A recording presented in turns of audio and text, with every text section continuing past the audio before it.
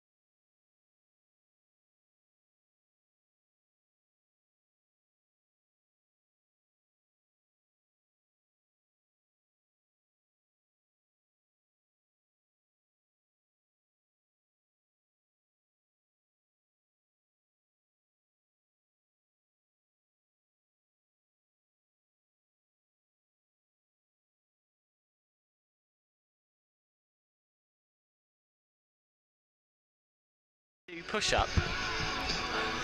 A Hindu push-up. It says Hindu push-up here, but I could be reading it wrong. Batters have to do a lunge and rotation, banded rips, which sounds terrifically painful, 40 metre stride out times 3, and then the bowlers lunge and reach. Mexicans, I didn't know Donald Trump was here, side plank bridges, banded pull-downs, side slams, I presume with the medicine ball, and 40 metre stride outs times 3. I'm exhausted just reading that, gents. Here we go then, not far away. Leicestershire take the field, Worcestershire batting first. Will Leicestershire be happy with that, do you think, Richard? I think they would have preferred to bat first, although Nico said that he thought just this extra sort of couple of hours of sunshine on a greenish looking wicket might just do it rather, a lot of good. It might be easier to bat on the second. The matches, the 3 matches they've won batting first, so I think they would have preferred that, but I think only because their confidence when it comes to batting second is as I say, very fragile. So it might work. You just never know. The pitch looked a bit iffy against Nottinghamshire for the Championship, played beautifully, so that tends to be the case here. So I suspect this will play okay from the start. And with all due deference to Richard, of course, we're building up to tomorrow afternoon. Leicester Tigers up in the Premiership final against Saracens. Adam Whitty and I are heading down to Twickenham after the game tonight, where I suspect we might be joined on the M1 by 1 or 2 Leicester Tigers fans. Since we're on all frequencies for now, Adam, and I can ask you the questions about rugby for a change, What are you most looking forward to about the next 24 hours when it comes to Tigers tomorrow? Do you know, I think I'm most looking forward to just seeing Leicester Tigers walk out at the tunnel. I think a lot of fans listening to this, and a lot of Leicester Tigers fans would have been forgiven for wondering when, if ever, Leicester Tigers would be walking out at Twickenham for a final once again. I think they would have put it a long way further ahead than 2 years after Steve Borthwick joined. It's all about the day tomorrow. It's all about turning up and seeing people having a day out with their family, their loved ones, their mates, getting the minibus down, getting the coach down with the rest of the supporters, seeing in that ground the sea of green, white and red, absolutely dominating the black of Saracens in that ground. That's what I'm most looking forward to. I can't imagine it's going to be the most amazing game. I can't imagine that it's going to be tight and tetchy, I think, but that sense of occasion will be there. Tigers being back in the big time is enough to get excited. The result will come after that, but it feels a bit like when I saw England walk out, for the football team walk out against Italy. I never thought that I would see in my life England walk out in a major final, and it's not that I didn't think Leicester Tigers would ever make a major final again or a Premiership final again, but just them being there is enough, I think, if I'm being honest, Chris. Yeah, I can't wait either, I must admit. So a lot of Leicestershire Foxes supporters would echo those words, I think. Of the two umpires here, Leicestershire against Worcestershire in the T20 Blast. We'll keep you posted on all of the other games, of course, during the course of the evenings, and we will be hearing from the Tigers camp before that big final tomorrow afternoon. Just to mention, by the way, we're on the air from 1 o'clock tomorrow afternoon, and we'll have plenty of build-up in the run-up to 1 o'clock lunchtime tomorrow, of course, as well. So much to enjoy, so much to look forward to, and hopefully tonight, so much to enjoy from bat and ball. There we go. The Tannoy announcer right on cue. 1 minute countdown. Richard, why don't you take us through?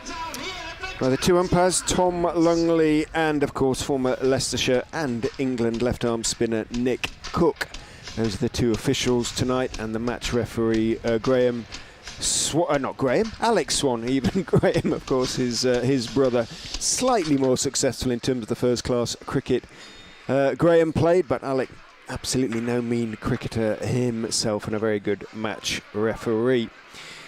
The Leicestershire team all gathered in their sort of lime green kit. I quite like the kit this year, and it would be lovely to see it gracing finals day. Odds very much against that, but you never quite know. If they have a good game tonight, it's a possibility. On goes the effects might. Out comes umpire Lungley with the spare balls. One of the balls was hit out of the ground by Alex Hales last time we were here. Cleared the cricketers' pub. They'll do well to do that again. Brett D'Oliveira and Ed Pollock, the two Worcestershire openers, are ready to go. Leicestershire about to follow the two umpires as they head out through the sort of little ceremonial tunnel. All the mascots holding up the Leicestershire flags. Colin Ackerman and Aaron Lilly lead the Foxes out in pursuit of the two umpires and Messrs Pollock and D'Oliveira, numbers 7 and 15, on their back. Follow them. Be interesting to see who Leicestershire start with. The scoreboard has decided it's going to be Callum Parkinson. Well, Parkinson, they've tried him in the power play. They took him out of the power play overs. Well, maybe he's going to be back in tonight. The cut-off time, 7:45. Weather is not going to be an issue, not a cloud in the sky. Lovely, warm, southerly breeze. It's not going to last up here in Leicestershire. Forecast tomorrow is for about 10 degrees or more cooler, but let's enjoy it while we can. Well, Parkinson does have the ball in his hand, and he's going to open the bowling for the Foxes from the pavilion end. 30 degrees it was today at East Midlands Airport.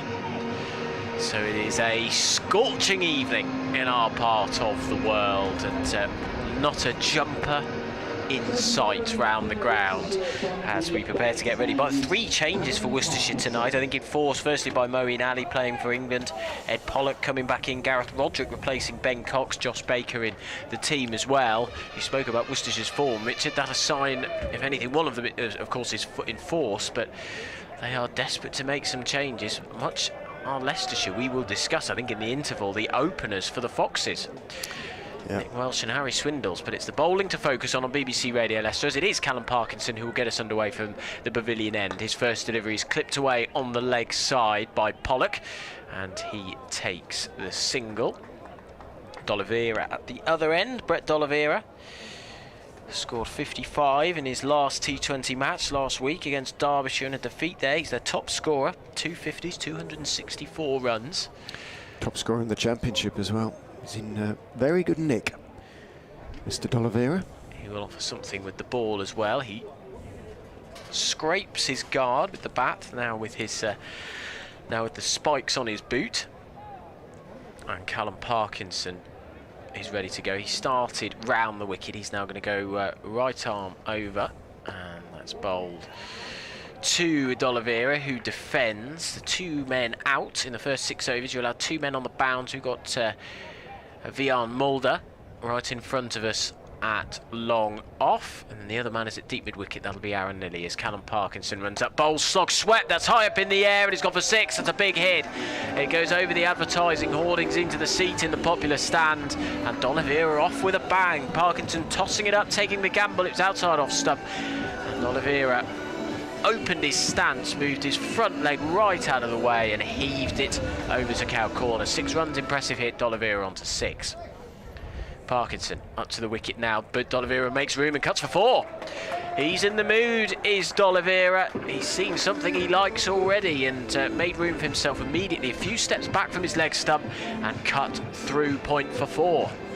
There's been good bounce on both those deliveries. It looks a good hard pitch. That boundary on the leg side when you're bowling from the pavilion end is short. What is it? Maybe 60 yards, maybe 80 yards to Milligan Road on the other side. It is cut slightly to the west of the square. And, well, D'Oliveira hit those 2 shots beautifully cleanly.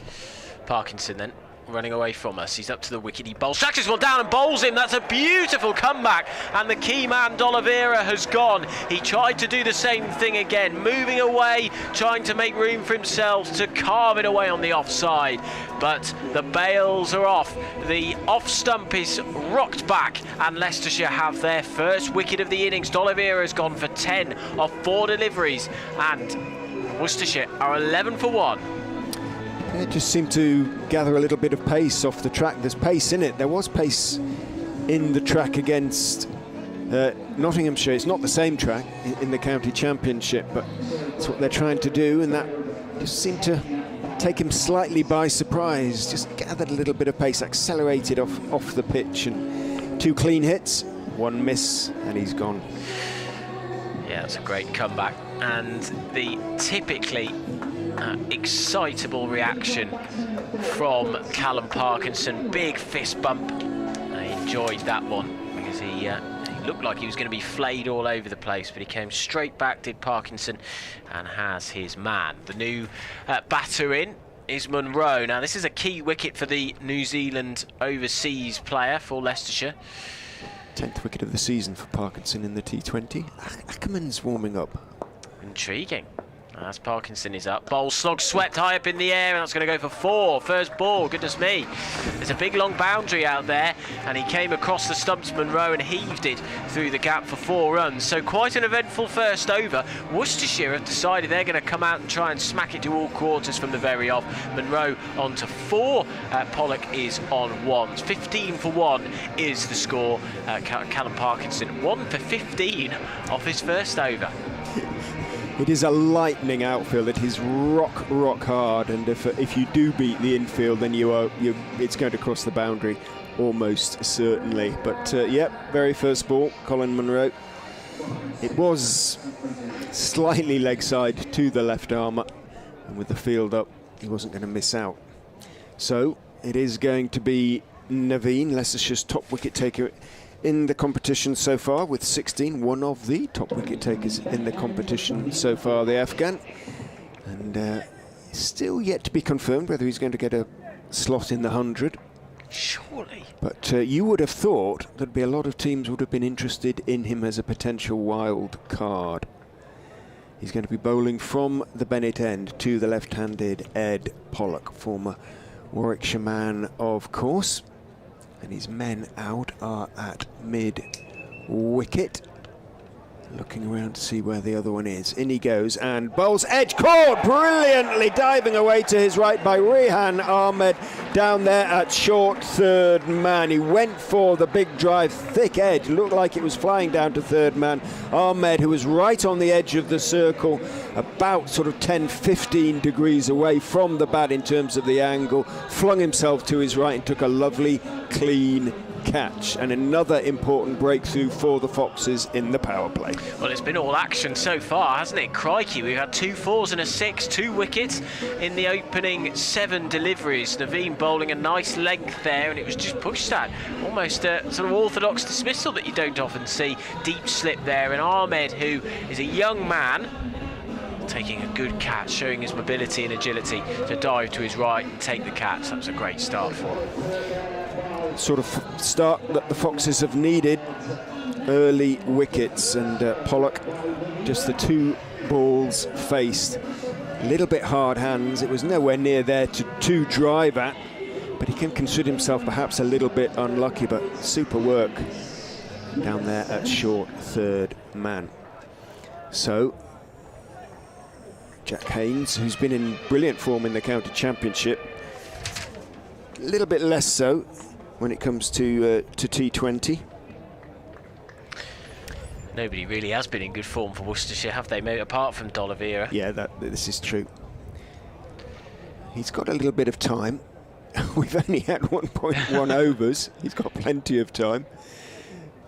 Naveen is in and bowls to the right-hander, who leaves outside off stump. So a little bit of a conventional cricket, if you like. Popular seats, the Uptonsteel stand filling up nicely. Now in the shade of the trees along there. Found out that the trees along Milligan Road, managed to identify them at long last after about 8 or 9 years commentary. They are linden trees. If that means anything to you. A leaf identifying app. Really? Straight to them. They're linden trees. I think there's a song. I think there's a folk song or something about a linden tree. In goes Naveen and bowls to Haynes down the leg side. Will be signalled wide by umpire Longley and is 16 for 2. Similarly lovely trees at New Road, Worcestershire's ground, aren't there? A couple of, well, yeah, are there 2 horse chestnuts left? Or there were 3. One of them had to be cut down. Opposite the hospitality marquee over there. Was that a new app you downloaded? Yes. Got so fed up of not knowing. I'm going to go around all the rest of the trees, or guessing, basically. So hopefully there'll be more information coming. In goes Naveen and bowls. Haynes looking to work on the offside. Minimal foot movement, just stood up straight and tried to work it out into the offside. Lewis Hill bouncing around in the covers, made the stop. Looks like it's had a good bit of water on the square on that side. Looks reasonably lush over there, pleasant to field on, unlike the outfield, as I say, which is rock hard and beginning to change colour. It all like lawns everywhere, going browner by the day. Right, third man Parkinson has come up to the edge of the circle for the right-hander. Cover has gone out to the boundary, so cover and square leg, the 2 men out. 16 for 2 after 1.5 overs. Naveen with that little skip at the start of his run down the slope. Bowls to Haynes, who works it out into the offside, but again, good work in the covers by Hill. Keeps Haynes down the striker's end. 3 balls faced by Jack Haynes, yet to get off the mark. 1 or 2 chants already starting. I was talking to 1 or 2 of the Leicestershire supporters beforehand. They were pretty confident about this one.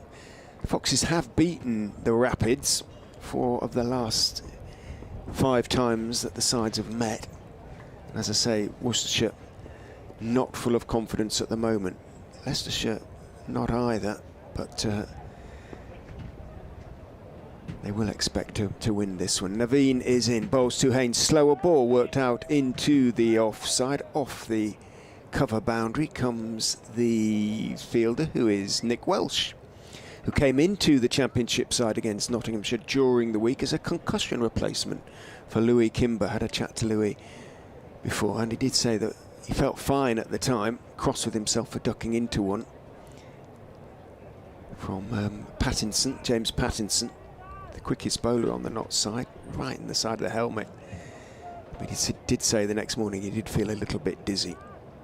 17 for 2, so obviously left out of the squad for this game. Louis, he'll play a big part, I would think, during the RL50s come August, and he'll be hoping to play in the Championship games next month against Sussex and Glamorgan. In goes Naveen to Colin Munro onto his legs. Fullish delivery worked into the leg side. Ackerman moves across from mid-on to field. A single is taken. Pretty good over though from Naveen or Hack. Just the 3 runs conceded and an important wicket taken. The Rapids after 2 overs are 18 for 2. Well, you're listening to BBC Radio Leicester. Adam Whitty, Richard Ray at a gloriously sunny Grace Road. It is scorching out there. I've been sweating sitting down. It is that hot outside. Look around us, not a cloud in the sky. Perfect blues above us.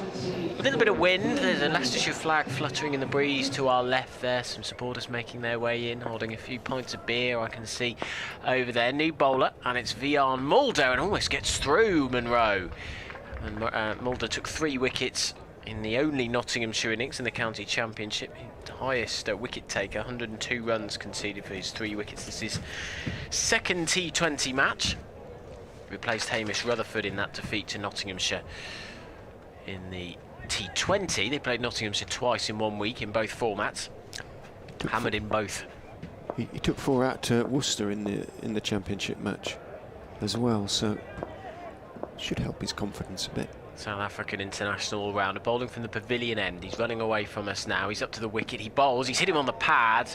A few oohs and ahs, wondering whether it hit the bat at all. No bother, is it? Landed about 3 or 4 feet in front of the on-rushing Mulder. He's a tall man, quite bulky. Strawberry blonde hair. Meanders back to the crease. Very chilled, relaxed man. Leicestershire against Worcestershire. T20 Blast cricket, with the Foxes needing to win pretty much every game that they've got left to qualify for the quarter-finals. Mulder charges in now. He's up to the wicket. He bowls. Oh, and that's through Munro. They can't get the ball away, can these 2 batters? New to the crease. And Mulder getting that right through. It almost cut him in half. He was leaning right over it, trying to whip it away onto the leg side, where there is plenty of gaps. Just looking at this field now, Richard, I've just spotted it. Everybody, so there are 2 men out on the leg side square. You've got a deep mid wicket about 10 metres in from the boundary, and the same with a deep backward square leg.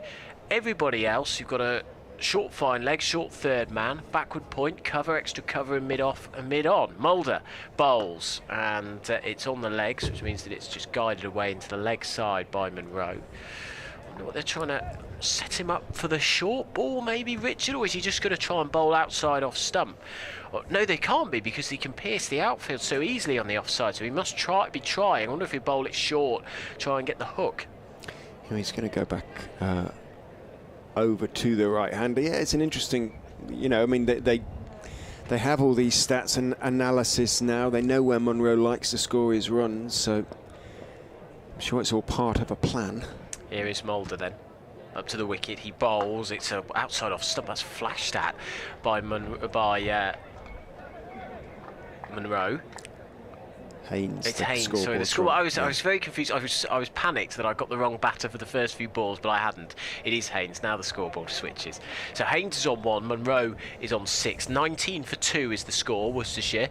We are in the final ball now of the 3rd over. Nice murmur around Grace Road.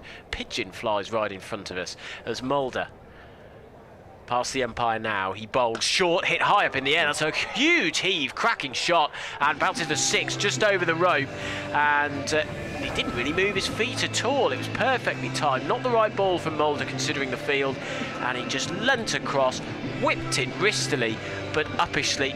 It was brilliantly timed, and over the boundary rope it went for 6, 25 for 2. And frustratingly, Richard, Mulder had actually bowled that over pretty well. He built up some nice pressure but gave away a bit of a freebie to Haynes to relieve some of the building pressure. 25 for 2 then at the end of the 3rd over.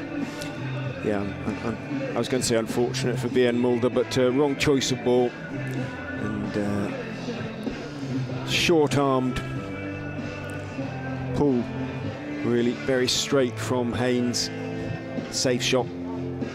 Parkinson at mid-on rather than long on. So Ben Mike, they're staying with pace at the moment, is going to take over from Naveen at the Bennett end.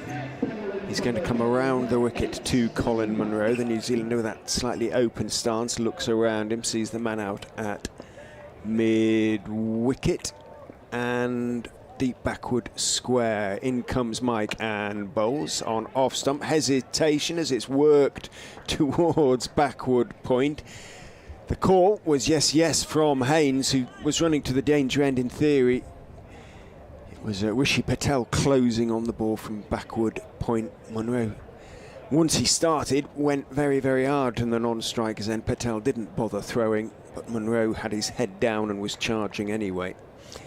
7 each to these two batsmen, 26 for 2. Mike goes back over the wicket, of course, to the right-handed Haynes. Down the slope he comes, bowls short, pull down towards fine leg, but Ahmed is fortunate. He's right in position, could easily have gone fine, didn't. Made the stop and threw it to Harry Swindles, who's not so very far away from him, standing a long way back, indicating, well, of course, that Mike is reasonably pacey, but also that it's a nice pacey pitch as well. 26 for 2. Mike in, bowls. Haynes looking to work it through the offside. It bounces strangely. Good work out there in the covers by Lewis Hill, who sort of tumbles as he made the stop, just jarred his right knee and then walked off. And it's faintly comical style. One Full of was always going to be personality taken. here, isn't he? He's a happy boy at the moment, happy man at the moment, and it's nice to see he's enjoying his cricket.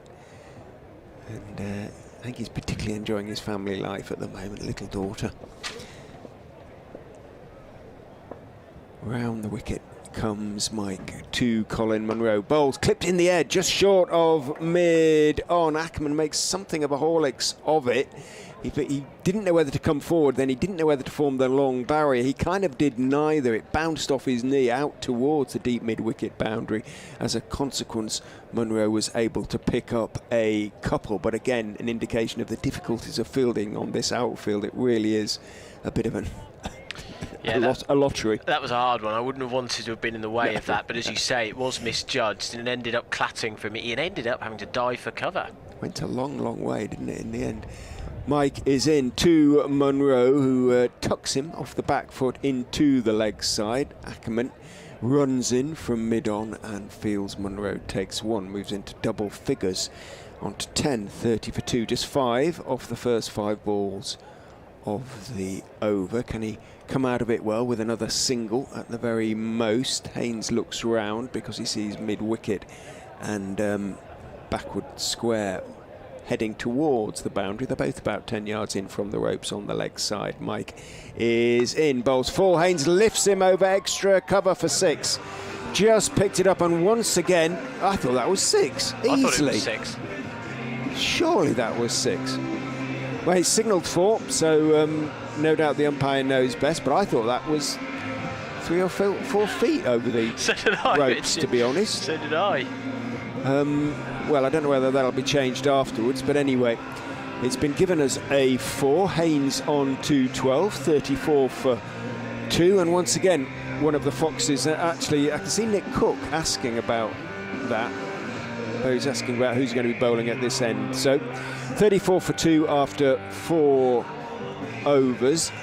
Haynes has 12 and a boundary off the last ball of the over again. Munro has 10. 34 for 2, Worcestershire. As they set Leicestershire a total here on BBC Radio Leicester. Live T20 Plus cricket on what is a cracking weekend of sport. And don't forget, tomorrow, Leicester Tigers against Saracens in the Premiership final will be live with all the build-up from 1 o'clock with kick-off at 3. And we've got more cricket. Leicestershire against Durham on Sunday. What a weekend of sport. What an area we live in. Naveen will bowl his second over. The first one went for 3. He's up to the wicket. He bowls. It's glanced onto the leg side. Slower ball from Munro. It's leant over. It was a little bit slow on it, but he got enough bat on it to get a single. He was just signalling there at our colleagues at Radio Hereford and Worcester. Did they see it, or did they hint anything at you back? No, I haven't sort of managed to catch their eye. Caught their eye. No, they're not launching at the moment. They're concentrating on the cricket very wisely. This is probably what we should be doing. Yeah. Levine is shepherding the long on fielder, I should say, just a little bit further back, a little bit further round. Wish you could tell out there. Naveen past the umpire now, but he skips and hops and mucks up his run-up and will go again. He apologises. He landed funny on something there and he scrapes his stud on the ground to just make himself a little bit more comfortable.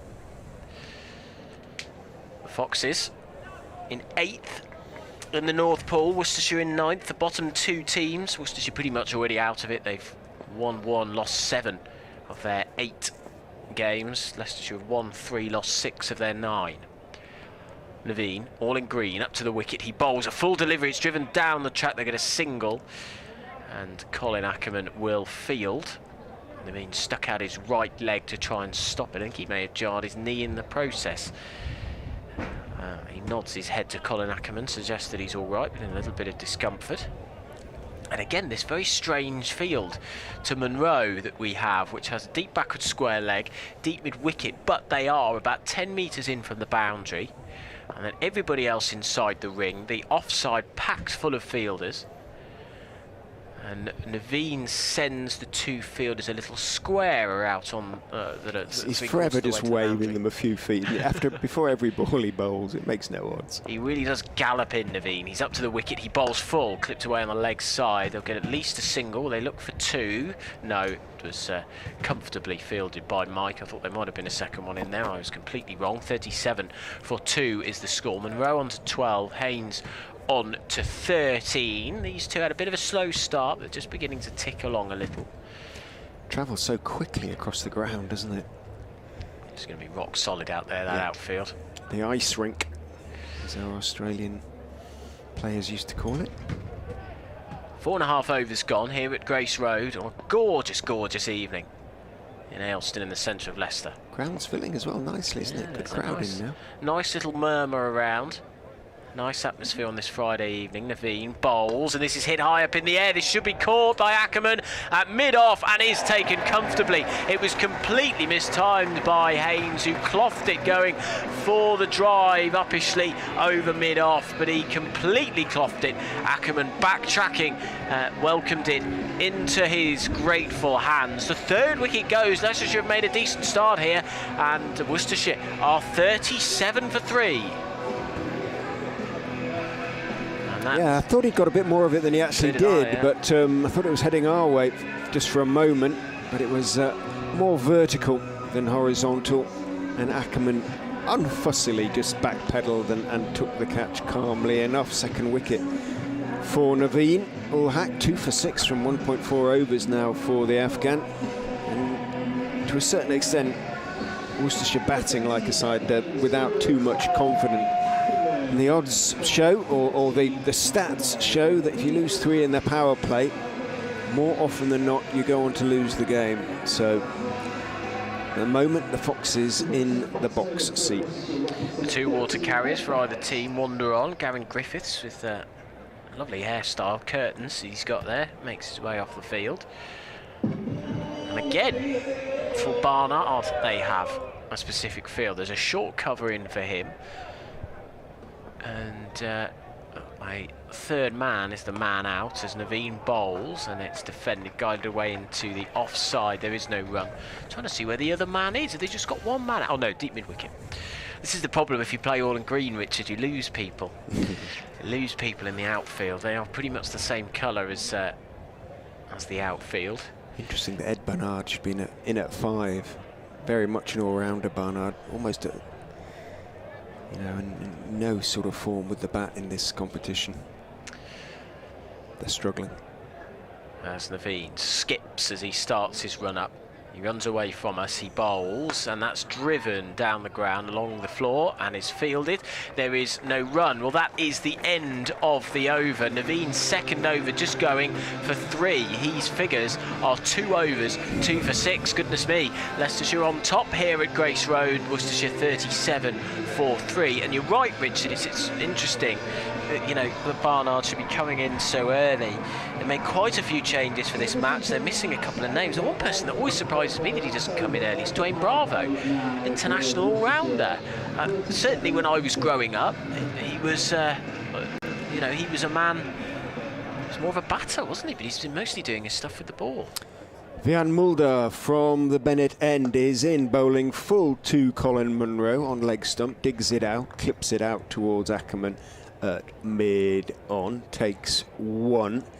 Losing 3 so early with a batting lineup that isn't really functioning very well puts a lot of pressure now on Munro. He kind of has to bat sensibly now for the next almost 10 overs or so, just to try and give Worcestershire that they'll be. What did Paul Nixon say? He thought about 100, if they could restrict Worcestershire to about 116. Goes Mulder, bowls, horrible swing across the line from Barnard. I think it was a slightly slower delivery from Mulder. I don't think he has too many variations in that respect, the South African, but he did look to have taken the pace off that one a little bit. Barnard, conscious of lack of fielders on the leg side, tried to pull it over mid-wicket, missed it, swung high over the ball. Naveen is going across to fairly conventional mid-wicket. He's not quite on the edge of the circle. Mike is out at deep square as Mulder is in, bowls to Barnard off stump, stands up tall, tries to drive it away off the back foot through the offside, succeeds only in hitting it hard down into the ground. Lewis Hill walks in to field and there is no run.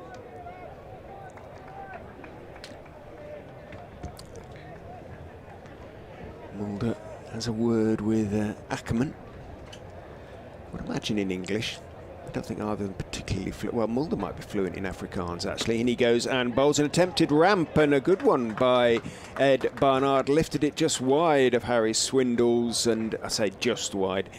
Swindles, who'd stepped slightly to his right, and he sailed away high to his left. Not so very high, just for a second. One wondered whether the young wicketkeeper might be in the game, but he didn't even dive for it, just gestured at the ball, and Barnard is off the mark with his 5th delivery. A little sort of paddle ramp for 4. Yes. And having seen that, Ackerman sends Rehan Ahmed down from short fine leg to fine leg and brings Parkinson up from third man to short third. In goes Ahmed and bowls, and again it's beautifully ramped down towards backstop, but Ahmed does very well, running behind the wicketkeeper along the boundary rope to stop the ball. And although he doesn't pick it up cleanly, he grabs it at the second attempt and gets his throwaway. Barnard picks up 2, so if you're going to bowl those sort of bouncers, you do have to have a very fine leg, I should say. And Ahmed managed to get across. He's not quite long stop, but he's not far off. Club fine leg, that is, isn't it? Yeah. For the boys. Indeed. In goes Mulder, bowls slower and fuller. Worked out into the offside. Munro charged down the wicket, was sent back by Barnard. In came Hill and hurled the ball at the stumps at the non-strikers, then missed them. Naveen managed to stop the ball, looks a bit disgruntled about it, but stop the ball he did. End of the over, end of the power play. 44 for 3, 7 runs from the over. Leicestershire would certainly have taken that, I suspect, at the start. And if they can keep nibbling away, put on a little bit of a squeeze, they can hope now to restrict Worcester to round about 150, 160 at the very most. Well, we're going to give you a choice of listening very shortly on BBC Radio Leicester. If you're on DAB, you're going to continue with us here at Grace Road for T20 Blast action between Leicestershire Foxes and Worcestershire Rapids. If you're on FM, then then you'll be hearing Hurdle White and his reggae and soca show. Perfect programme, 2 perfect programmes in fact for a sunny Friday summer night. Do stay tuned for that if you want to, so you'll have to retune if you want to listen to Hurdle White onto FM. We'll hand over in just a few moments as Callum Parkinson is up to the wicket he bowls and begins the 7th over, so 44 off the power play for Worcestershire. It's pushed down the ground for a single. 45 for 3 is the score. Barnard on to 6, Munro on to 14. Try and give you one more ball. We might not be able to. The seconds ticking down. BBC Radio Leicester. Parkinson shovels a man back. So in fact, I don't think we will be able to, as Parkinson runs in, bowls now, and it's pushed into the leg side for a single. We're going to hand over now to Hurdle White on FM. So that single taken, 46 for 3, Barnard on to 7. It's a lovely, lovely evening out there, but it is boiling hot. Vuvuzela toots as Parkinson bowls a quick flat delivery, and it's flicked around the corner for a single. The run rates will be pretty low. I don't mean 7.2. I don't mean to sound flippant about this, Richard, but this is a little bit like we've seen quite a few of these kind of slow starts from Leicestershire, haven't we? It's interesting seeing the shoe on the other foot. Parkinson bowls. Oh, and that hits Barnard on the pad. No appeal for LBW. Must have been going down the leg side. Maybe hit him outside the line. Q end. Q end, did he right at the bottom of the bat, yeah. Like a snooker cue. It was, yes. So no run either way. So 47 for 3. And made it 7.1 as Parkinson is in. Tosses this one up. The sweep is well timed out to deep mid wicket. Made room for himself, Barnard, getting his body and his legs right out of the way. 48 for 3 then. We just had 4 off the over. 1 for 19, Parkinson's figures. His first over went for 15, but he took a wicket. Oliveira coming out and trying to smash it all over the place, but got out to him. Beautiful ball from Parkinson to dismiss him. He bowls to Munro, who goes for the big heave, and he's bowled him! A second bowled for Callum Parkinson, and Munro, the key wicket, has to depart. The left-hander with his head down sheepishly wanders off the pitch, and another key wicket falls. Parkinson with a huge celebration. The fist pumps were pretty significant there from the Lancastrian-born Leicestershire bowler, and Worcestershire 48 for 4. It is no wonder they are the crisis club. Leicestershire making them look a little bit foolish at the moment. The New Zealander off for 15, 48 for 4. Yeah, a little bit surprised at the choice of shot. As I say, I thought he would take responsibility, the captain, and just try and bat through the next 10 overs or so, pick up his 1s and 2s, the occasional boundary. But he went early and he went hard, missed it, and Worcestershire very, very much now on the back foot. They look like a side almost devoid of confidence. They do. Well, when you've got Barnard is a 7 at best, isn't he? He's probably an 8. Yeah. Coming in at number 5, that tells you all you need to know. The new man in for the Rapids is Kashif Ali, signed on a short-term deal, trialled by the seconds. Got just 3 against Derbyshire in his only game so far in the T20 Blast. Rayan Ahmed will bowl the next over. From the Bennett end, in comes a young leg spinner. Back goes Ed Barnard and works it nicely through the vacant point area down to the man on the boundary, who is Nick Welsh down there. Single is taken. Barnard moves on to 9. One of the Worcestershire players has got to take responsibility and bat sensibly now. Still 13 overs less that delivery in the innings. Kashif looks around him. In goes Ahmed and bowls to him. He gets a delivery just outside off stump that he stands up to. Dabs with a horizontal bat only as far as Rishi Patel, who's at short third. Well, backward point actually. In goes Ahmed and bowls. Driven. Nice work in the covers, diving away to his right. Saving 1 means that Kashif remains on naught. He's going to remain on naught again after that delivery, although Rishi Patel slips. No, he's not. So Rishi Patel, who was closing on the ball at backward point, very close to the bat, slipped on that sort of the lush. They've been watered, those new wickets over there, understandably, and he just lost his footing. It went underneath him. And so Kashif picks up a single, brings up the Worcester 50. Ahmed is in, bowls full. It's a full toss and beautifully swept actually by Barnard. He managed to get that away in front of square and timed it so nicely. There was no chance for Ben Mike running across to his left from backward square to get there. Really nice sweep from Ed Barnard from outside off stump, but sweetly timed. It was a full toss. 54 for 4. 10 off the over. No, not 10 off the over. In goes Ahmed and bowls, and Barnard is driving him through the vacant mid-off area down to long off for a single. Yeah, so 7 off the over in the end. 55 for 4. Kashif Ali on 1, Barnard on 14. The scoreboard says Kashif. I never really know if he goes by Kashif in the same way that Moeen goes by Moeen. Maybe we'll go with Kashif in that case. The tannoy getting very excitable, as you can probably hear in the background. 3 T-shirts being chucked into the crowd. Is it that they haven't got the guns, have they? No, sadly they're sort of walking along, just throwing them in. Parkinson will continue, swept his first delivery. It's bobbling and bouncing all the way out to deep backward square leg where a single is taken. 2 for 20 off 2.1 overs for Parkinson. I definitely have been to a T20 game where they were firing T-shirts from the cannon guns. Bit of an American thing that, but it's quite good fun. Parkinson, blonde-haired, moves Naveen a little squarer at short third man, and as he bowls, and hits this up in the air. That was a horrible shot from Kashif. He dangled the bat out into the offside and had a little nibble at it, and it was just wide of short cover, who's Mike, who was probably only 6 feet or so away from it.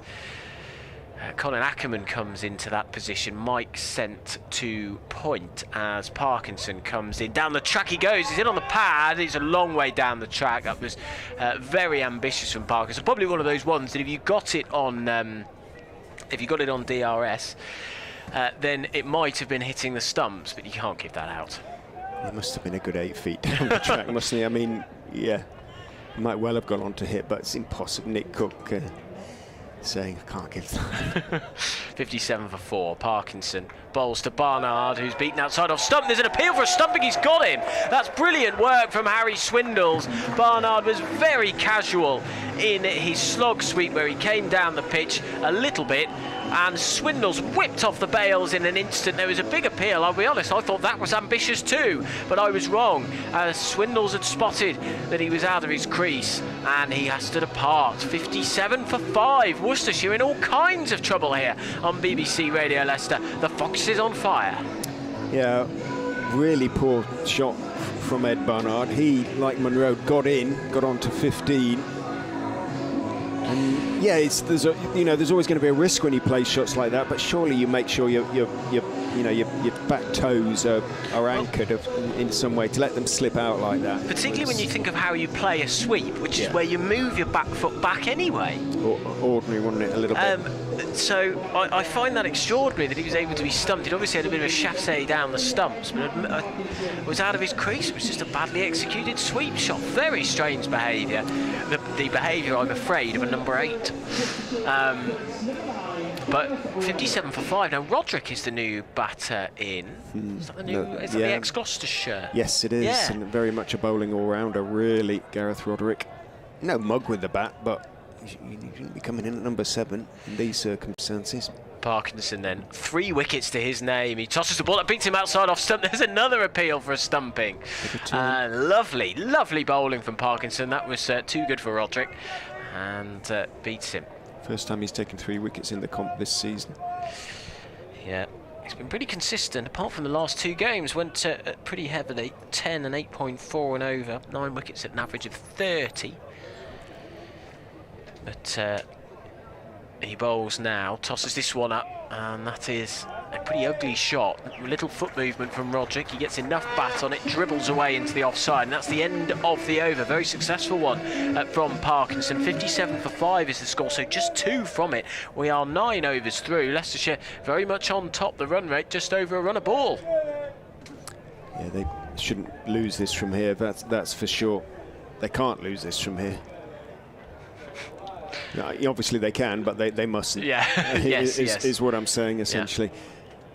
Ahmed, 7 from his first over, will continue from the Bennett end to Kashif Ali outside of stump. It bounces and turns a bit, taken by Swindles, who takes off the bails automatically. Kashif didn't play a shot, looked hopefully at umpire Longley. Umpire Longley looks levelly back, comes in again Ahmed. It's worked off the back foot out into the offside by Kashif. Ahmed tumbles across to his left, doesn't get anything on it, but Parkinson running across to his right. Covers behind him, no run again. Ahmed is in, that is driven down into the ground, bounces for a second time just short of Parkinson. 3 dot balls in a row. Worcestershire going nowhere fast at the moment. Ahmed is in and bowls, and that one is played firmly through mid-on, very straight mid-on out towards long on, single taken. Vian Mulder is the fielder up there in front of the hospitality marquee. And the media boxes, or the press box up there. Ahmed tosses the ball from hand to hand. Gareth Roderick yet to get off the mark, has faced a couple of deliveries, very open stance as Ahmed is in, bowls to him outside of stump. He's trying to drive it away into the offside. Bit of turn again, manages only to get it off the outside edge along the ground to backward point.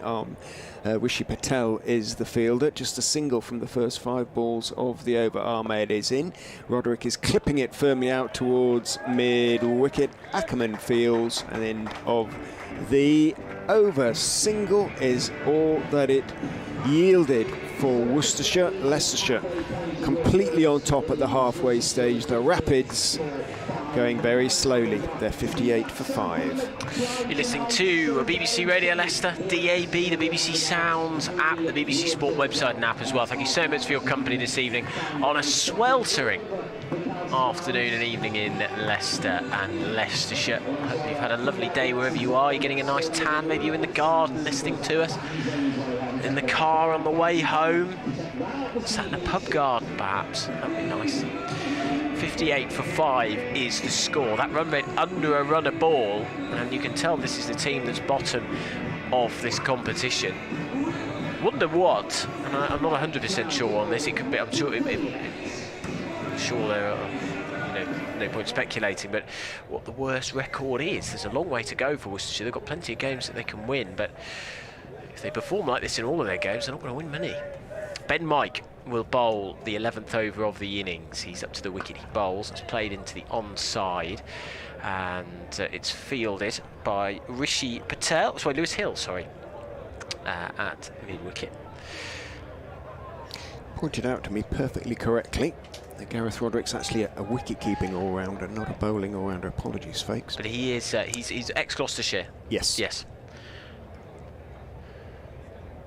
Yeah, Ben Cox not involved today. Not 100% sure why that is.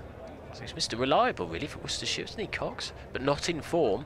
As Mike runs in, he bowls full, almost gets under the bat of Roderick, and he scampers through. He's off the mark of his 5th delivery. 60 for 5 is the score. The shadow's lengthening a little bit. You can see one of the floodlight pylons, a shadow of it stretching right across the field from right to left. The outfield turning a little brown in the heat. But a lush outfield. Nice and hard. As Mike, all in green himself, runs in, bowls outside off stump. It's cut away off the back foot from Kashif Ali. He will move on to 5 from 10. Interesting to see how Worcestershire play this, whether they just knock it around, try and get singles here or there, get themselves up to, say, 130. You kind of have to until the 15th, 16th, don't you? And just try and then hope that there's a few connections later on. This the 10th game for the Foxes in the T20 Blast. They've won 3, lost 6 of the previous 9. Need to win this game today.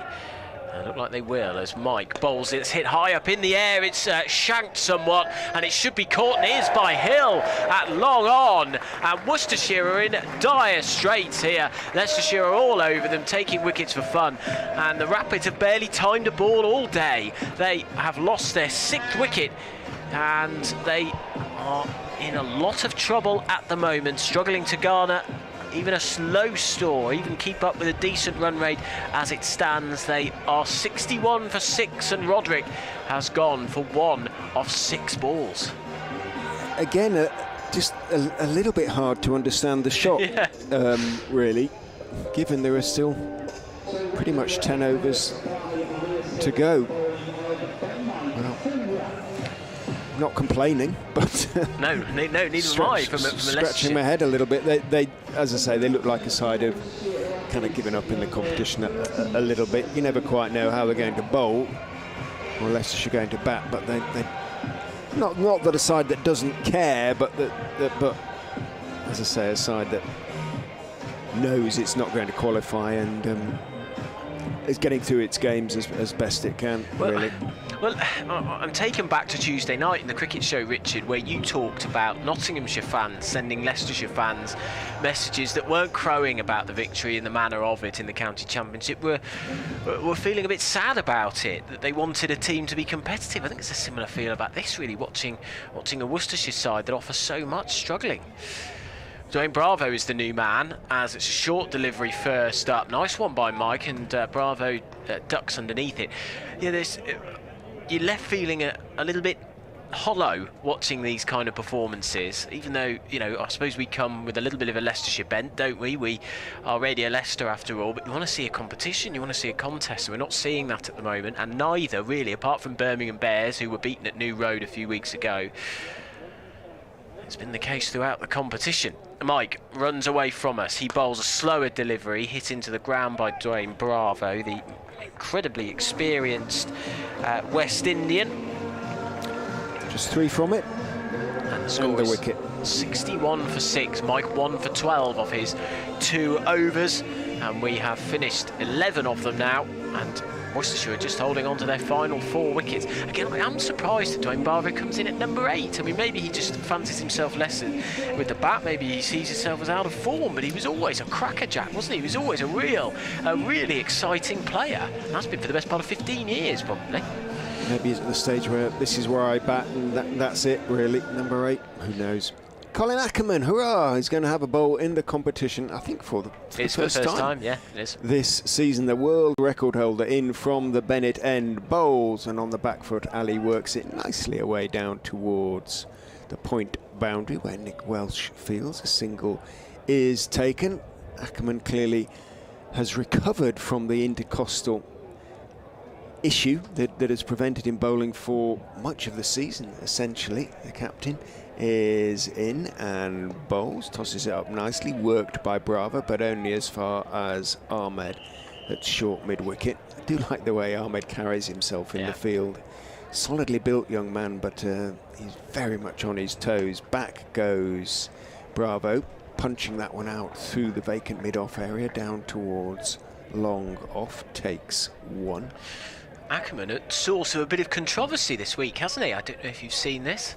He is in and bowls. Back goes Ali and drives it nicely out towards the extra cover boundary, but good work out there by Welsh, running away to his right. Means again it's just a single.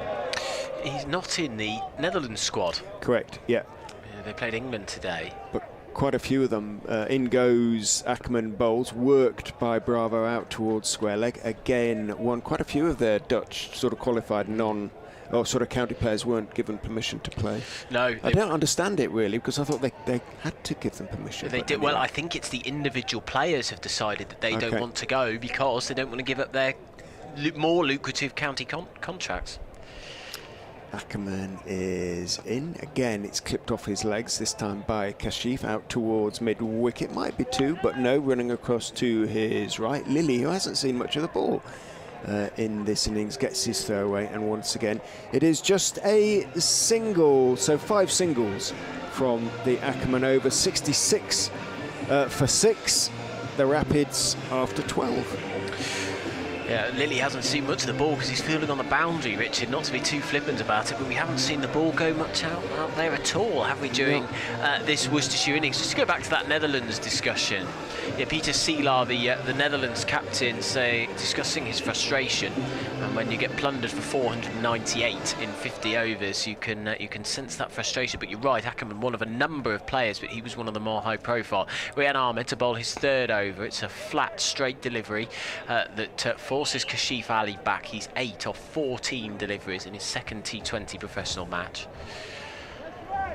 Very interesting discussion that, actually, when you're talking about the smaller countries. Ahmed bowls, back goes Kashif Ali, times this one nicely, but it is straight to Lily at deep cover, and there is no there is a single, rather. If I was Ackerman, given its proximity, I think I'd have wanted to play in that game. High profile. Might be one. Surprised. Might be one to ask either Paul Nixon or Ackerman himself about at the end of the game. Oh, and there's an appeal for a catch here. I thought it was a bit half-hearted from Swindles. The ball was bobbling and bouncing off Bravo's bat, his pad. I'm not sure exactly what happened there, but Rian Ahmed beat Bravo outside of his off stump. 2 from 7. That was a dot ball. Ahmed bowls again, and Dwayne Bravo heaves this one. It's a big 6. Over the rope it goes. It was closer than I thought from Bravo. The fielder was standing right on the boundary rope, but Thirst thought he had a chance, but it landed over him over at deep mid wicket, and there's 6 to Bravo. Some welcome relief, and that is what Bravo can do. That's why I was surprised he's coming in at number 8. There we are. He is a big hitter and an entertaining cricketer. He got hold of that one. Ahmed bowls, and this time he just plays it out to backward point for a single. Rishi Patel fields, and 74 for 6 is the score. The final ball of the 13th over from Ahmed. As you say, solidly built man. Up to the wicket, he bowls, tosses this one up. It's almost on a Yorker length and hit on the bounce by Kashif Ali. He moves on to 10 of 16 deliveries. That is the end of the over. So 9 off that, which is one of the more expensive overs of the innings so far. 13 overs gone. The Foxes in control. 75 for 6 Worcestershire here on BBC Radio Leicester. We're live for T20 Blast Cricket at Grace Road. Apparently Ben Cox taking a break for sort of health issues, mental health issues, that and no sort of set return date as yet. 7 overs remain in the Rapids innings. You hope for sort of 10 and over at that stage. That'd get them close to 150, as that one is worked off the back foot by Bravo. Down towards long on. Mulder comes in to meet the ball. Single taken. Ackerman is continuing, by the way, from the Bennett end. 76 for 6. Bowling in sunglasses. Bowls, and Wristley worked out towards mid wicket. Single is taken again. Leicestershire, in the circumstances, don't mind yielding up singles. It's the big hits that make the difference. Brings Kashif down on strike. Back foot worked out into the offside. This time just for a single, down towards backward point. Nick Welsh is down there in front of the Stench & Benno stand, as the banner proclaims it to be, also known as the Uptonsteel stand. Ackerman is in, drops a little bit short onto the legs of Bravo. Work down to short fine leg, but more or less straight to Naveen, so no chance of a single.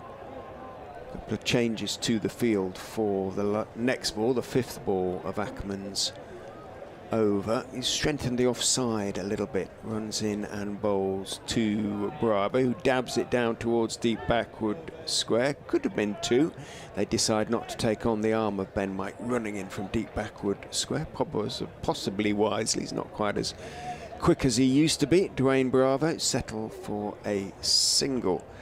4 off the over so far. Ackerman into Kashif, who goes back and chops it out into the offside. Sees that Parkinson is moving to his left and decides not to take on the young left armer's arm. End of the over. 79 for 6. Another good over for the Foxes. Just the 4 singles from it. Worcestershire not hurting Leicestershire at the moment. Yeah, that run rate 5.6 and over. That 6 from Bravo woke everybody up. but I think the Foxes fans here at Grace Road will be enjoying themselves. This has been a great bowling performance from them.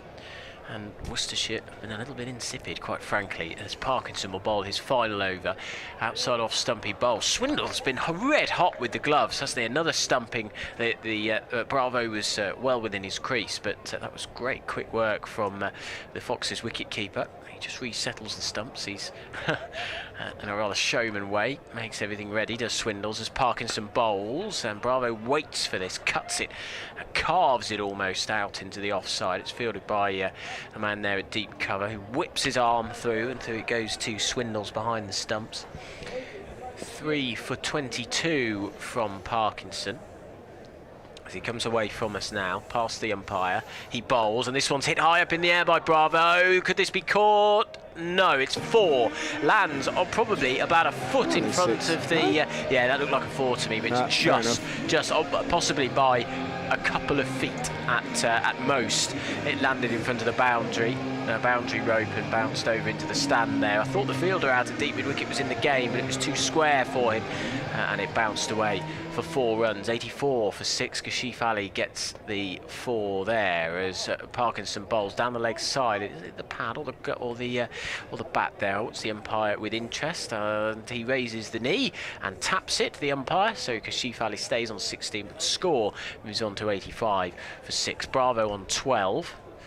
2 more balls left in this, the 15th over. Parkinson bowls with plenty of energy. It's a flat, fast delivery, which is pushed down the track by Bravo for a single. And I think that Parkinson will be very pleased with that. His first over went for 15, so the remaining 3 have gone for 12 since then. Well, he finished in style. He's bowling to Ali as Parkinson bowls. It's driven on the full by Ali. He'll get a single. So 13 off the final 3 overs from Callum Parkinson. He finishes with figures of 4 overs, 3 for 28, and another pretty quiet over. There was that 4 in there, but again, even when they get the boundaries, Richard, they've only got 7 off that over, they're not being able to punish the Foxes. 87 for 6, 15 overs gone. Goodness me, they're going to struggle to get. Well, at this rate, they're going to struggle to get anywhere near 120, aren't they? 120, 130 at the moment.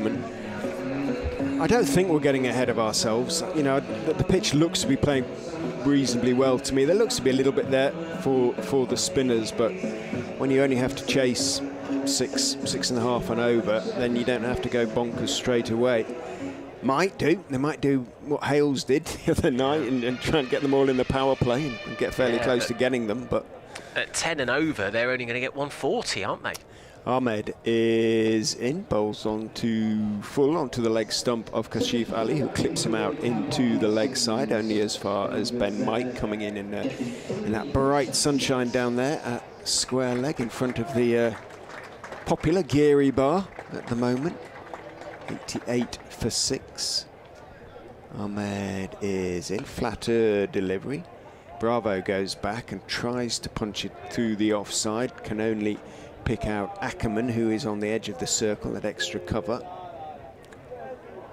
Ahmed is in, middle and off, but nonetheless worked into the leg side by Dwayne Bravo. The gaps being there, or at least the gaps in the circle being there. Ben Mike comes into field. 1 taken again. Bravo onto 14. 89 for 6. Ahmed bowls, tosses that one up a little bit more. Kashif waits for it, but all he can do is bunt it out towards Ackerman again. Leicestershire cracking on, just immediately underarm the ball back to Ahmed, who jogs in and bowls. Kashif sweeps out into the leg side, bounces a couple of times. It's Mike who gets there in front of Lilly out there. Lilly covers behind him, gets his throw away. Kashif picks up a couple. Moves on to 25 balls. He's used for that 20 though, but they've been necessary runs for Worcestershire. Ahmed is in, back goes Kashif, and out through the point area it goes, down towards the man on the point boundary, and 1 is taken. 92 for 6, so 6 runs from the over, effectively 6 singles. In fact, I think it was 4 singles and a 2 and a dot ball in the over. Bravo has 14, Kashif has 21. They're dragging Worcestershire towards some sort of score, but not, one would feel, a particularly challenging one. Well, I'm not sure. It'd be interesting to know what Paul Nixon and the Leicestershire players in the interval say about the pitch, but I don't think it's doing too much, Richard. Maybe a bit of spin in there, but other than that, 4 overs for 22 for Ahmed. Doesn't look like a minefield. Ahmed, who's got the best economy rate of all the Leicestershire bowlers in this competition. Even when the other more reliable bowlers, Naveen, Parkinson, were getting hit around a bit in the final two matches, he stayed firm. It is Naveen to bowl the 17th over. He runs away from us, bowls a slower delivery. It's outside off stump on a sort of 4th stump line, and Ali plays it away and moves on to 22 as he pushes it off the back foot out to deep point. So 93 for 6 is the score. He's bowled brilliantly, Rehan Ahmed. Economy rate of 7.7 before this game. That will have dropped, won't it, if those were his figures? Yeah, they will have dropped quite substantially if he's going at just over 5 and over in this match. Naveen, 78 on his back, tall man, black hair, gallops away from us, kicks up his heels, he's up to the wicket, he bowls outside off stump again, and that's just guided behind on the offside, behind square, and Bravo will move on to 15. 94 for 6 on what is a sublime evening. It's absolutely gorgeous, very hot, hottest day of the year, I'm certain of it. Anna Church saying earlier that we had highs of just over 30 degrees in parts of the East Midlands, 30 degrees at East Midlands Airport.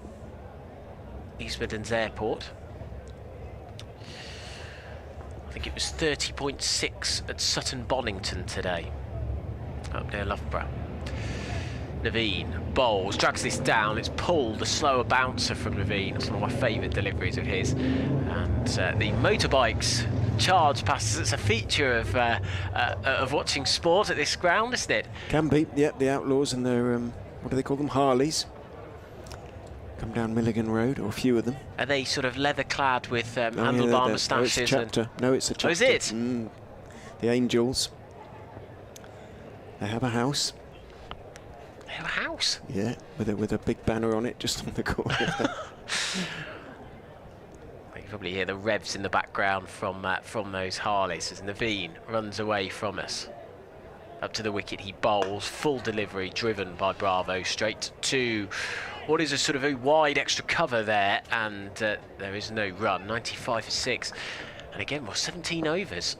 I mean, we were quite rightly and quite fairly criticising Leicestershire for 123 last Friday, Richard, against Nottinghamshire, and Worcestershire are looking for a similar score. They may even struggle at the moment to get that.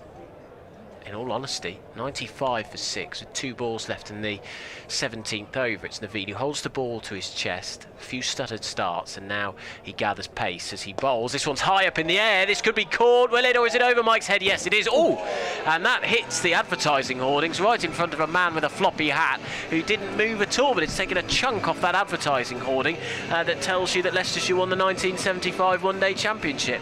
That man was incredibly unflustered, wasn't he, down there, Richard? He's just slightly leaned to his right, pointing to the mark or top that it went just between them, but that could easily have been, well, it went past them at about mouth height, so that could have been very nasty indeed. It would have landed right in his lap if it was, yeah, well, absolutely. Good hit by Bravo.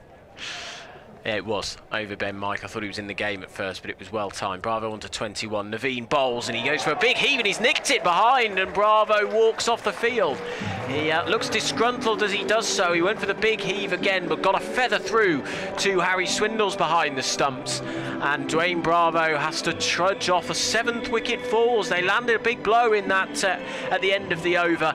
But on the final delivery, Naveen strikes for his 3rd wicket. And Worcestershire 101 for 7. Bravo gone for 21 as Andrea Bocelli signals his departure. Yeah, 40 partnership between Messrs Bravo and Kashif Ali. Worcestershire needed that just to get them into 3 figures. Bravo, having connected really nicely with the previous delivery, tried to do so again. Naveen a little bit too bright for him, and he takes what is his 19th wicket of the competition. now, Naveen, and that may put him back on the top of, we'll see what's going on elsewhere, but it may put him back on top of the wicket-taking charts.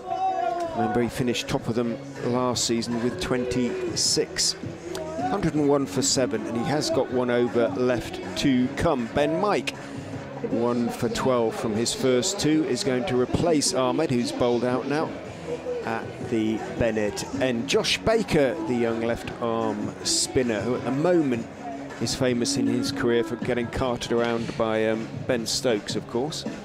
But he's rather better than that, has come in to replace Dwayne Bravo. But Kashif is on strike. He is top, by the way, Naveen. On to 19 now, ahead of Payne at Gloucestershire, Gleeson at Lancashire. 2 clear of them. Down the slope comes Mike and bowls. Full to Kashif on towards middle and leg. He waits deep in his crease and clips it out down towards wide. Long on. In comes Vian Mulder. Throws on the bounce. Nice hard throw to Swindle. Single is taken. Kashif on to 24. 29 balls. He's occupied, brings Baker down on strike. Crowd, a happy buzz. We haven't heard that so often so far this season. But at the moment, they're very pleased with how things are going, the Leicestershire supporters. That is, I suspect not too many have come up from Worcester. In goes Mike and bowls to Baker, who's hurried slightly with that one. Again, he stays on the back foot, plays it back past Mike, but only as far as Ackerman at mid-off. 102 for 7. the man on the PA. A little yodel of some kind, which obviously is designed to encourage a response. It doesn't really get one from the slightly bemused crowd. Mike charges down the slope and bowls. Baker works the slightly short ball away through the leg side out towards deep mid-wicket. Lilly comes in, throws on the bounce to Swindles. One is taken, is off the mark. Been watching Naveen down in front of us. He's liked a lot of this over from Mike. A lot of clapping above his head, adding to the pressure that he's built up. Plays with a watch on Naveen. Mike is in, making room is Kashif, tries to cut it away, gets the top edge and taken by Swindles, falling away to his right behind the stumps. So Kashif's innings, hard-working innings, 24 he made, but he stepped back, made room for himself, tried to carve Mike away. All he could do was edge it through to Swindles, 103 for 8. I thought it was a great catch from Swindles because it was going down the leg side at first, and as you say, he tried to cut it, and his body weight was going to his left. He had to dive to his right and grab it. Lovely stuff from Swindles. Been really impressed with him behind the stumps. Lewis Hill has done nothing wrong behind the stumps in the previous 9 matches that the Foxes have played, but there has been a real sense of energy around Swindles, a real dynamism. And behind the wickets, he's taken some good catches too. And 8 down for 103, Richard. This is a tough old evening for Worcestershire. If there are any of you, any Worcestershire fans watching on the stream, well, it's not a pretty sight, is it? Yeah, it was. Yeah, it wasn't really. Didn't give Swindles enough credit there. You're right. He did well, diving away to his right to take the catch. Well, he's got a stumping as well, so his third victim, if you like. In goes Mike and bowls down the leg side to Pat Brown, who tries to flick it away, doesn't get anything on it, but being down the leg side, it is, of course, signalled wide. Mike tried an appeal there to suggest it hit something, and therefore couldn't Flick be a wide. Flick the pad. No, it I'm didn't. certain of it, No, it didn't.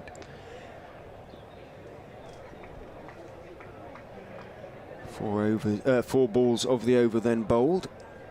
Legitimately, in he goes and bowls, and just outside off stump, slightly short. Brown barely moves, he just lets it hit his bat almost, and dabs it down to third man. Clever little shot, but there is a third man, so it is just the one. Just stood absolutely still, Brown, and just moved the bat infinitesimal amount, just to made sure it took the wood and ran down to third man. 105 for 8.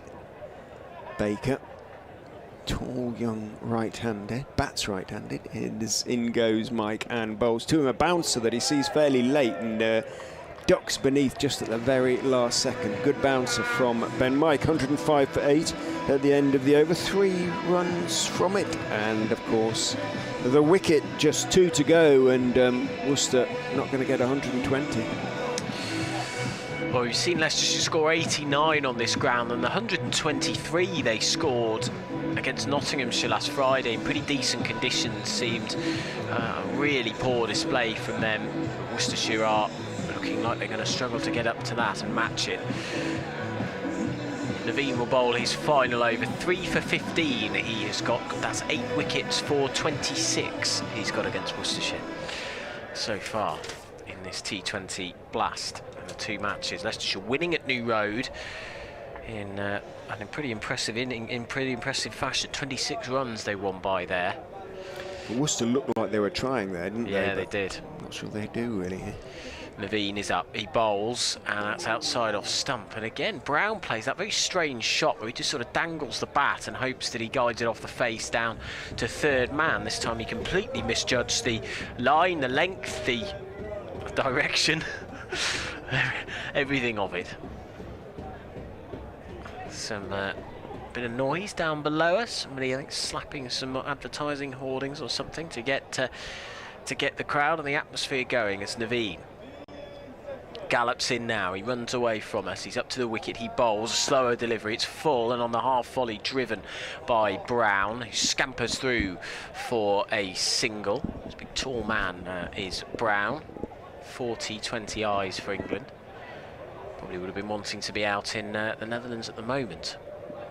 England with a crushing victory over the Netherlands earlier. A T20 record score of 498 for 4. And the Netherlands 266 all out in reply, so a 232 run win for England in a one-day international there. Loads of other games on tonight in the T20 blast as well, as Naveen runs in, he bowls, and that's driven. That's quite a nice shot from Baker. Orthodox cover drive, they'll take the single, and there is a single taken. Yorkshire Vikings 174 for 5 against Durham. Lancashire 133 for 5 against Northamptonshire in the battle of the top 2 in the North Pool. And Birmingham from 17 overs, 205 for 2. Somebody's got a big score there. It's Hayne, 95 or 46, who has got the runs, 50s for Yates and Hose. So that could be bad news for Leicestershire if that means Notts kind of have to win at Peters on Tuesday. Yeah. They're also fighting Birmingham, aren't they, for a place in the quarters as Naveen bowls, and you probably heard that sounded very tinny off the bat. And a run through for 2 as it's clipped out to mid-wicket, but it wasn't a convincing shot at all. Throw launched in by the fielder running round at deep backward square leg to Naveen, who spills it. And then in the South Group, Somerset 150 for 5 against Gloucestershire, Middlesex 141 for 6 against Surrey, Essex 97 for 2 against Sussex, and Hampshire 77 for 1 against Kent. That game started at 7. I think they start later down at the Aegeus, don't they? Because I think of the commute on a Friday night at Leicestershire. Sorry, can be hard to get in and out of the Aegeus. Yeah. 109 for 8 the score as Naveen bowls his penultimate delivery of his 4-over spell. It's on a leg stump line and it's clipped away onto the leg side. They will run through for 2. That's good work. A throw came in from the man out there. Is that Welsh who threw that in? I believe so. Welsh. Yeah, I think he got there first. Who launched it in. Always hard for the fielder to take it. It's been a direct hit from the boundary. It would have been out. I had a feeling if Naveen had picked it up cleanly, it would have been close, but it went through past Naveen. He didn't pick it up at all. So 111 for 8. Brown on to 6. This innings finishing with a bit of a whimper. This is the final ball of the penultimate over. Naveen's figures at the moment 3 for 21 of 3.5 overs. Just looks to his right, Naveen. Walks forward a few steps, then back as he so often does, and now begins his run up in earnest. He's past the umpire. He bowls. It's a full toss, a low one that's driven away square on the offside, fielded by Rian Ahmed, who whips it in with his right hand, and that is the end of the over. What a spell from Naveen Ol-Haq. 4 overs, 3 for 22, and his figures overall are against Worcestershire this year: 4 overs for 8 for 33. Not too dusty. He wanders down towards fine leg, the Afghan. Tucks a blue towel into his trousers. Thumbs up to the spectators down there who are giving him a round of applause. Then moves from fine leg around a little bit wider towards long leg.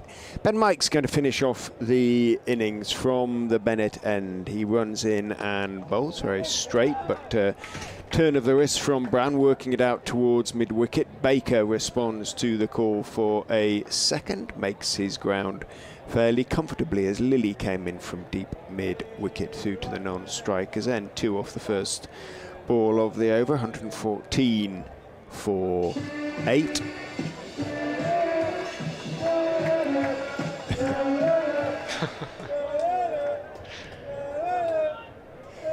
PA controlling the crowd chants, starting them really.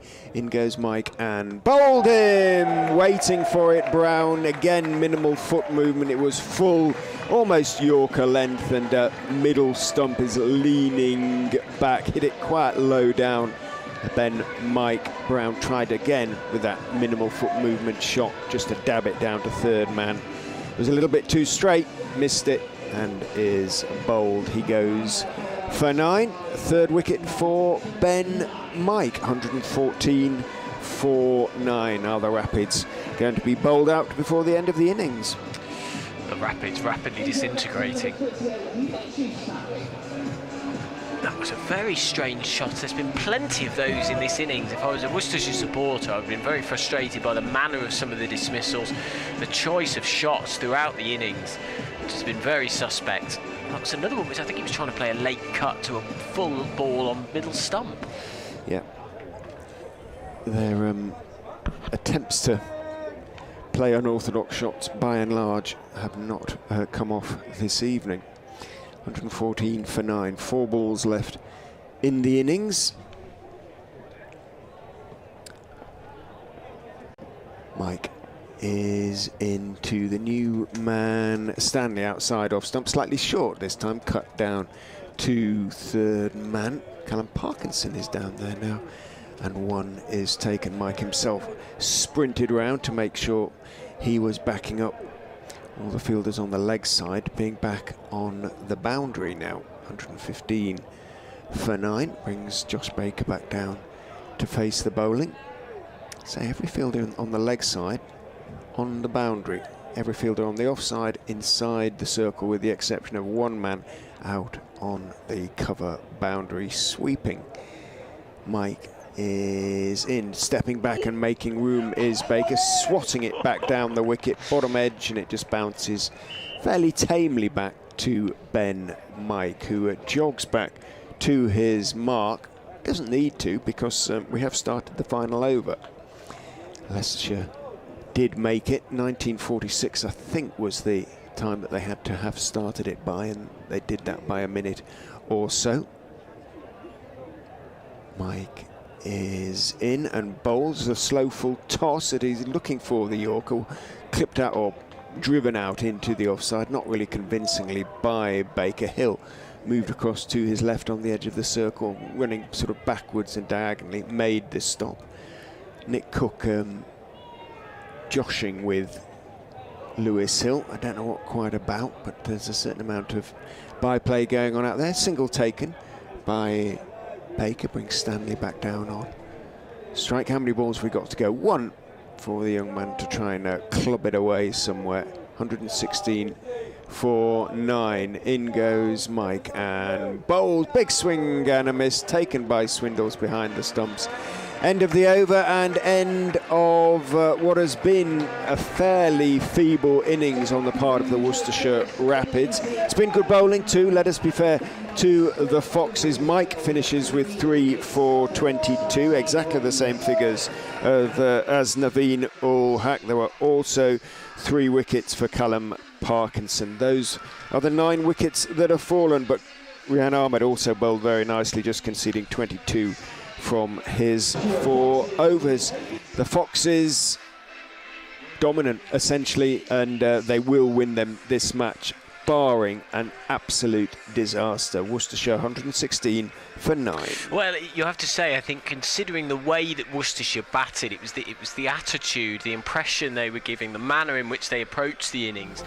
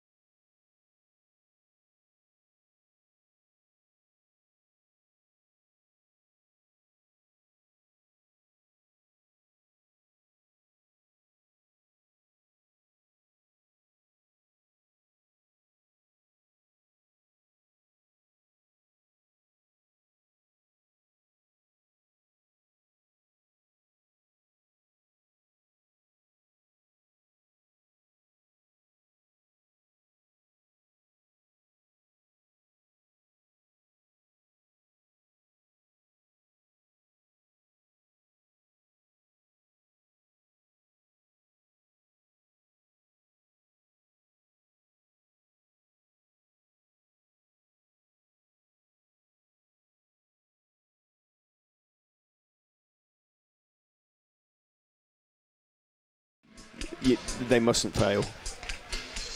What do you make of this pitch? What you've seen of it? Are you seeing looked all right to me. Both in the air and also off the pitch? Yeah, not too much. There looked to be a little bit of turn there for the spinners. Not massive amounts though. Parkinson bowled nicely, used flight as well as sort of revs on the ball. So. And it looked to come onto the bat okay. So it certainly doesn't look like a 120 pitch, that's for sure. I think Nixon's assessment that 160, 165 looked about par looks about right to me. So on that basis, this should be a shoo-in. Famous last words. We'll hold you to that later on.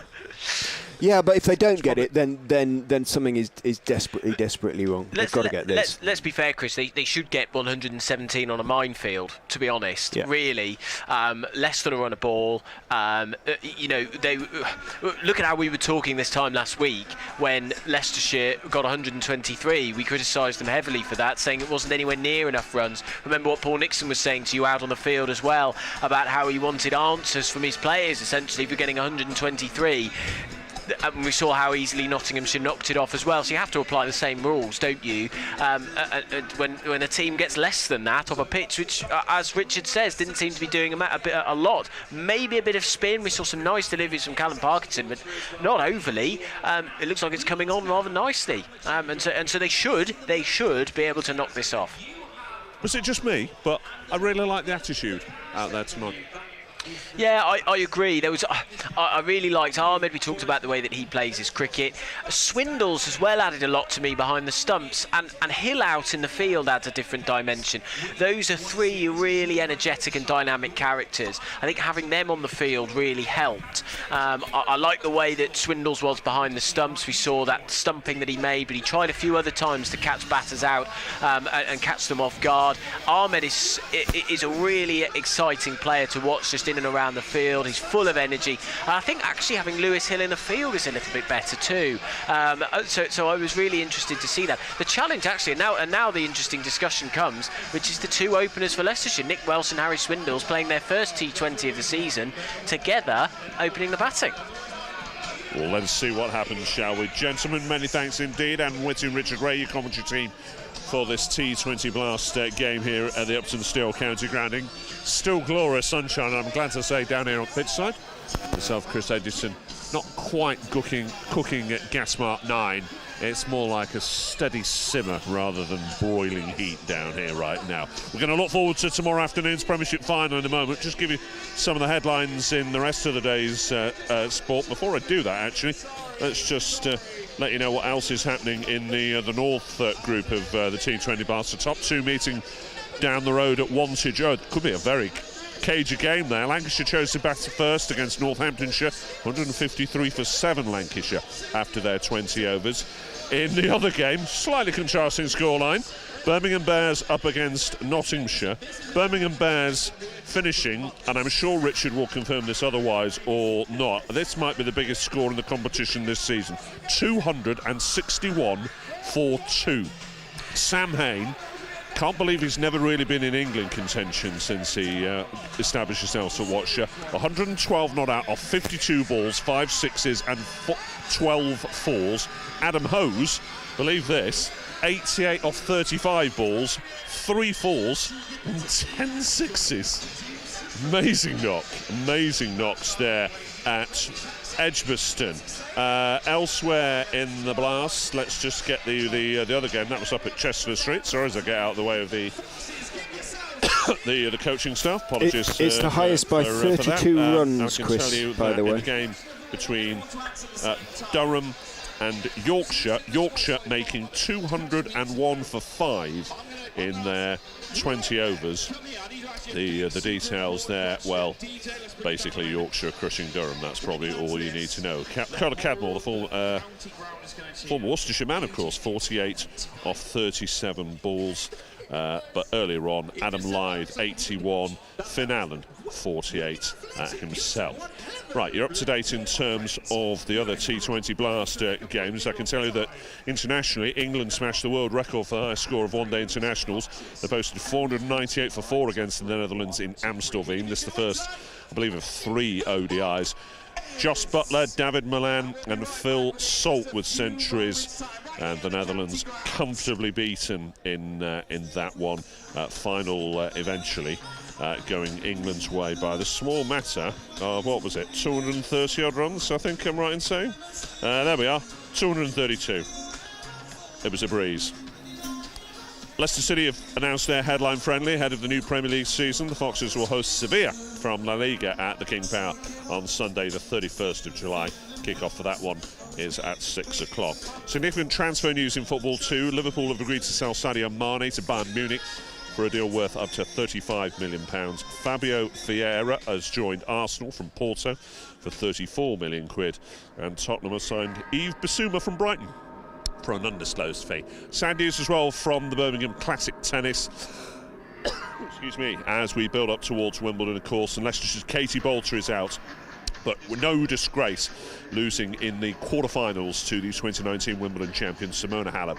6-4, 6-1 to Halep after the Briton had started well. We'll bring you Steve Borthwick at some stage. We'll see if we can squeeze that in after the second innings is completed here, but Worcestershire 116 for 9 in their 20 overs. The umpires and the two sets of players going out there. Harry Swindles, who had a good day behind the stumps with the gloves, now helps to have similar in front of the stumps with the bat. He's joined by Welsh, and I'm joined by Adam Whitty, who will start things off in this second innings. Come on, Adam, we need you to do your stuff. Well, I will give you a stat which Chris mentioned. He said, was this the highest T20 blast score? 261 for 2 that the Birmingham Bears have scored up at Trent Bridge tonight. It is not only the highest score in the competition this year, it is the highest score ever in this competition, beating the 260 for 4 for Yorkshire against Northants back in 2017, and third on the list, bumped down to third. Richard, you remember this game here at Grace Road, Yorkshire against Leicestershire, where they hit 255 for 2. Somebody's going to get 300 in the end. I think so. It's possible. Yeah. If you can get 500 in a 50-over game, you can get 300 in a T20. I'm sure.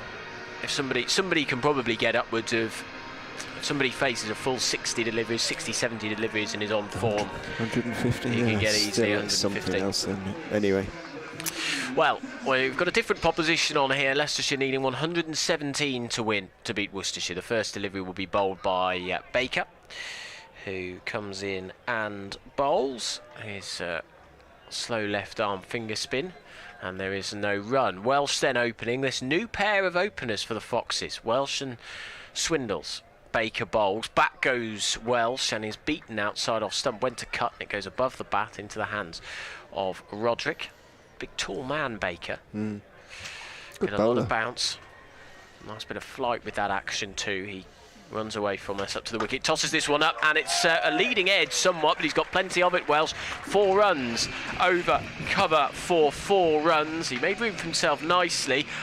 Not quite sure he meant it to go there, Richard. I think he was trying to aim it over mid-wicket, was it? It seemed more of a leading edge, but I could be wrong. Maybe I'm doing a disservice. 4 is the result anyway. Yeah, I wouldn't mind a leading edge like that. Yeah. He clubbed it away, didn't he? I think he was trying to hit it straighter for sure, but he got plenty of it. So he's off the mark. That'll settle the nerves for him and for this opening pair too. It's so unlucky, Nick Welsh, the Zimbabwe-born batter, since he sort of got into the Leicester first team squad. Baker tosses this one up, and dearie me, that's a huge heave, and it misses the off stump by a whisker. But he survives. Welsh. He's going to attack from the off. He's got that opening boundary, but maybe take advantage. I mean, they've been seeing the platform for chasing even a small total by Nottinghamshire, which is just to go for it from Hales and Clark last week. Baker bowls, and another heave from Welsh. He's going for this, but he's not connecting. Misses this one entirely. I mean, the effort's there, but he's just... I wonder if he's just got to see himself in a little bit more, if he's not quite getting his timing right. He's still out there, though, 4 for no loss. Fascinating to see what he does here off this final delivery. Baker bowls, flatter, and this one is he does a huge hit. He does connect with that one. 6 runs down in towards the meat there. The crowd very happy with that one, and that is 6 runs all the way. 10 off the first over of the match. The score 10 for no loss. 6 swings, wasn't it? Well, basically, the first one wasn't, I suppose, but 5 swings, 2 hits. Yeah, 10 runs. Simple game. Yes. Connected with 2 of them, but that's all you need to do in the end. 10 for no loss. So the 19 overs remain and 107 to win for the Foxes and to get their 4th T20 Blast win. Mitchell Stanley is going to open the bowling for the Rapids from the Bennett end. He's going to be bowling to Harry Swindles. Looks like he's going to have a slip, and it makes sense from Worcestershire's point of view. They have to take wickets. Ed Pollock is in there, slip for the young right-handed seamer, right-arm seamer. And the men out are third man Looking around and a square leg. In goes Stanley Bowles. Bowled him! First ball. Swindles didn't pick it up. It was a very full ball on off stump. It looked to be almost a full toss rather than a Yorker. Swindles was trying to clip it into the leg side. Essentially just missed it. Hits the bottom of off stump, and Harry Swindles, horrible run with the bat in red ball cricket, continues in white ball cricket. He goes first ball. The crowd is suddenly rather quiet. But great delivery, great ball first up. So hard to nail a Yorker first delivery. I don't know if it swung, but it was one of those moments where Swindles looked at Stanley for ages as he celebrated, to just sort of be like, what on earth happened there? How did you do that? How did I not pick that up? And he has to depart. You're right. Did he get 21 of the 99? I think against Nottinghamshire. I'm just gonna. What are the replayers? Is surprise the cameraman as well, it would appear. Yeah, it was a beauty. It wasn't the greatest shots that Harry Swindles has played or attempted to play. It didn't connect. It looked like he was hitting a little bit across the line. Just didn't really pick it up. 10 for 1. Swindles goes first ball. Rishi Patel then comes to the wicket. So that particular new opening combination hasn't quite worked. 10 for 1. Patel. 2 slips now. Worcestershire obviously know that the only way they're going to win this game is to take wickets. So Pollock at first, Bravo at second. Interesting one. Stanley is in, bowls, and that one is clipped down to fine leg by Rishi Patel. 4-4. Again, it was foolish, but it was badly misdirected onto leg stump and clipped down to fine leg. 4-4. Nice shot from Rishi Patel. And there just have been. It's been a decent battle between bat and ball, but there have been just a couple of looseners and ones that the Leicestershire batters have been able to get onto, and that's just released the pressure from the Foxes' perspective. You know, Stanley coming in, having got a first wicket off his first ball, gives a bit of a freebie there to Patel to get off the mark. He is in and bowling. That's a better delivery on off stump, work down towards backward point. Both batsmen think about the possibility of a single, but Brett D'Oliveira, one of the best fielders in county cricket essentially, is very quick to the ball, and there is really no chance. 14 for 1. Keeping the 2 slips in. Munro, and why not? That was better that time. Stanley is in and bowls straight balls, an appeal for leg before. Sounded a little bit wooden. It worked out towards mid-wicket. The signal is, though, for a leg by. One was indeed taken. Both slips put their hands in the air, but noticeably the wicketkeeper didn't bother. 15 for 1, leg by is taken. Brings Welsh down on strike. Be interesting to see how he tries to play Stanley, really, whether he goes for all the big hits or whether he tries to pick him off a little bit more. One of the slips has gone out as in goes Stanley, and bowls turned down towards fine leg by Welsh. Didn't get as much of it. Indeed, it might have come off the pad. It did come off the pad because it travelled quite slowly. 2 fine leg. Josh Baker fielded, and 1 leg by is taken. 16 for 1. I think we're going to have words with that young man at the end of this over. I don't know whether I'll go across and we'll sort that out. In goes Stanley and bowls. Patel is working the delivery out into the offside. It's half stopped in the covers, diving away to his left, and 1 is taken. 2 overs bowled. 17 for 1 is the Leicestershire score.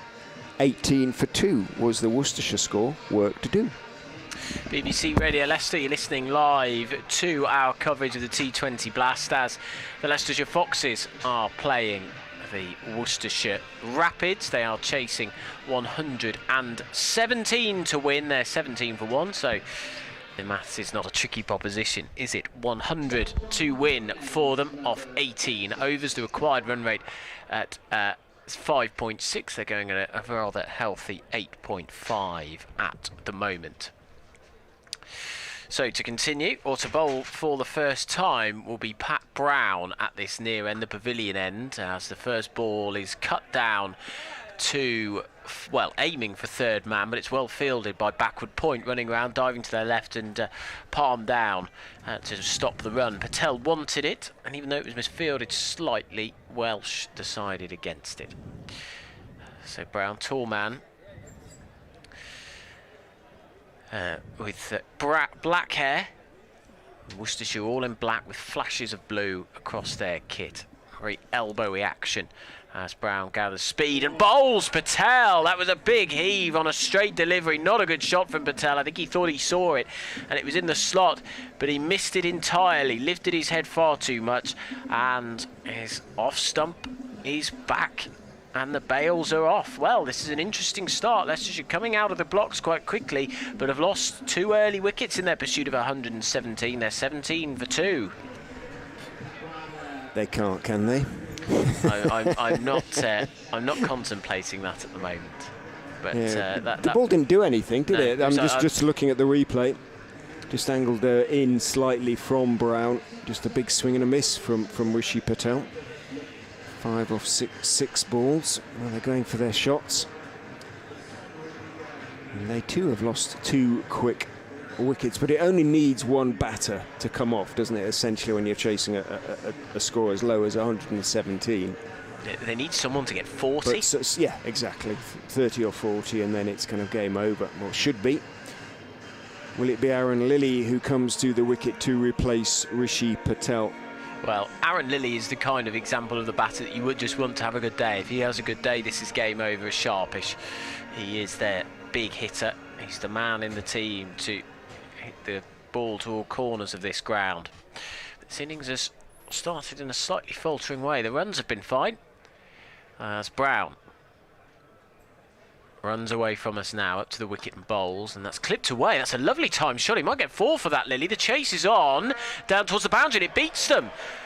Well, there's a man at short, fine leg, and a man running around from deep square leg, and it trickled to the boundary, but was perfectly placed just wide of the man at the infield, too far away from the man in the outfield. And that's a nice boundary for them. 4 runs from Lilly. That's a nice shot, taking advantage of the gaps left for the power play. 21 for 2, Lilly on to 4 from 1 delivery. Batting outside. Well, he starts outside leg stump, Lilly. Moves across, as he will do now as Brown runs in. Oh! And he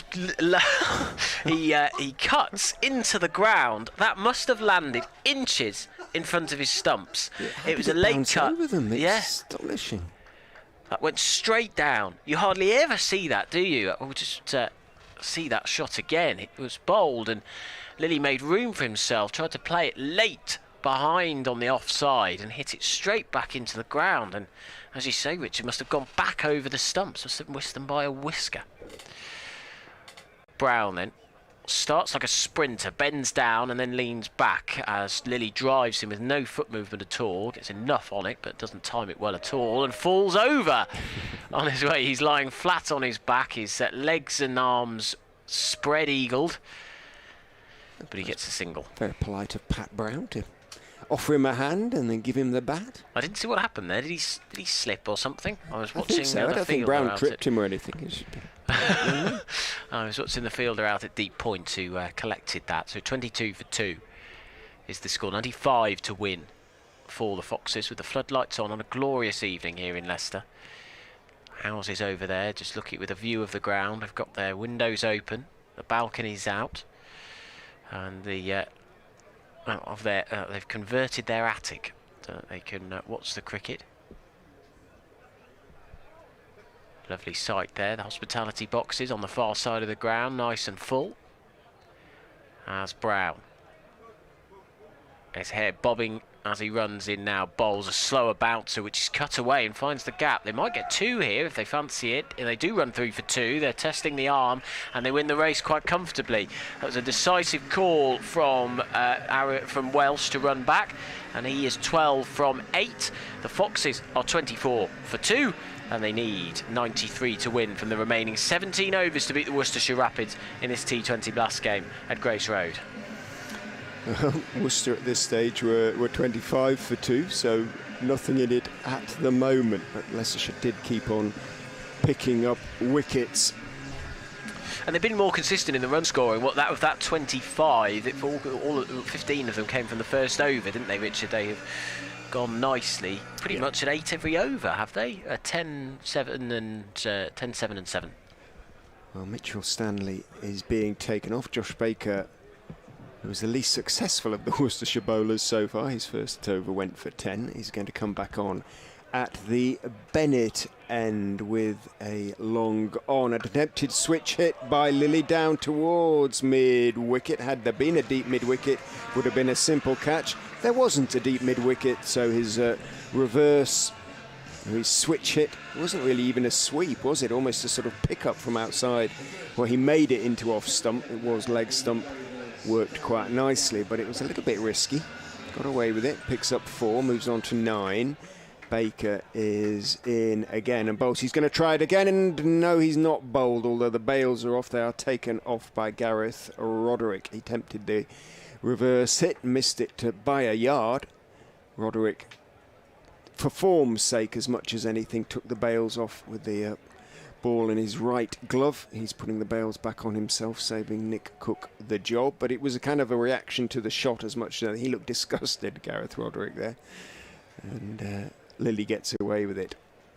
Baker is in. He's going to try it 3 times in a row. There's an appeal for leg before. It's turned down by umpire Longley, having missed it. Lilly nothing if not determined to get that right. Missed it again. It was a decent shout for leg before. Probably hit him outside the line of off stump. Whacks his pads in annoyance. I'm not sure why. And picks up the leg by 29 for 2. He moves on to 10. No, he doesn't, because he was on 10 already. It was a leg by, of course it was. Welsh looks around him. Field has men out at mid-wicket and long on. Baker is into the Zimbabwean, who's arrived at Leicestershire via Loughborough. He clips the full delivery out towards deep mid-wicket and takes 1. He probably slapped his pad, Richard, because he played that reverse hit 3 times and didn't do it properly once. No, he didn't.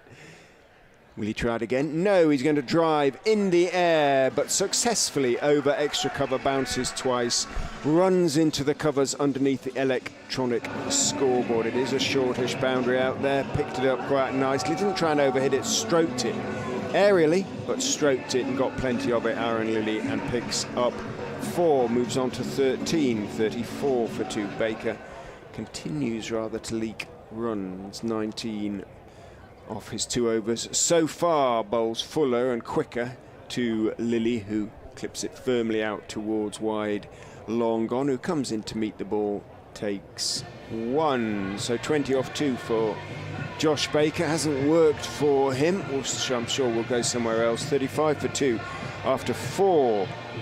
Leicestershire at this stage, Worcestershire 34 for 2. So in those terms, not much in it. But again, that run rate at 8.8, the required is at 5.1. If they keep this consistent rate up throughout the overs, they should be fine. But we have seen already in this match that a half-decent start can fall apart. But Lilly looks in the mood at the moment. Leicestershire need 82 to win off 16 overs. So they need to go at about 5 and over as it stands. Lilly is not happy with something on his head, I think, or in his helmet. He takes it off. You see his bald head and beard as he takes it off, and he now puts his gloves on again. There's often an issue, as Brown will bowl his second over, and Lilly cuts him. He makes room for himself on the leg side, and times that you probably heard that on our effects microphone, the nice woody sound from the bat, but it goes to cover. There is no run. Lilly got a first ball duck against Nottinghamshire. He got 67 against Derbyshire the day before. Looked in form. That was his best innings, his most significant contribution in the T20 so far this season. 160 runs and an average of 18. As Brown runs in, Lilly makes room for himself and heaves it to mid-off, and it goes there on the bounce to the field. That was an ugly shot, and he's going for it. We've seen quite a few ugly heaves from Leicestershire. It's funny, you know, I think you can make the argument that the low total is, we've seen a little bit more freedom to start the innings from these two players. Welsh, who hasn't seen a lot of the ball of late, he faced the first over, but he's only faced 3 balls since then. But they just, we've been asking for a more fluent, more expansive opening, a more expansive power play as Lilly moves across the leg side. Brown follows him. There's a shy at the stumps because Welsh was backing up quite far, but he had made his ground by the time that the throw came in. No run. We've had just the 1 run from this over so far. We're halfway through it. 3 overs to go. And if the pressure will build a little bit on Lilly, it shouldn't. Leicestershire in a very comfortable position, needing 82 to win this game. Worcestershire getting very low, 117 from their 20 overs. Brown is in, he bowls. Lilly makes room for himself and heaves that down the ground. That's 4 runs.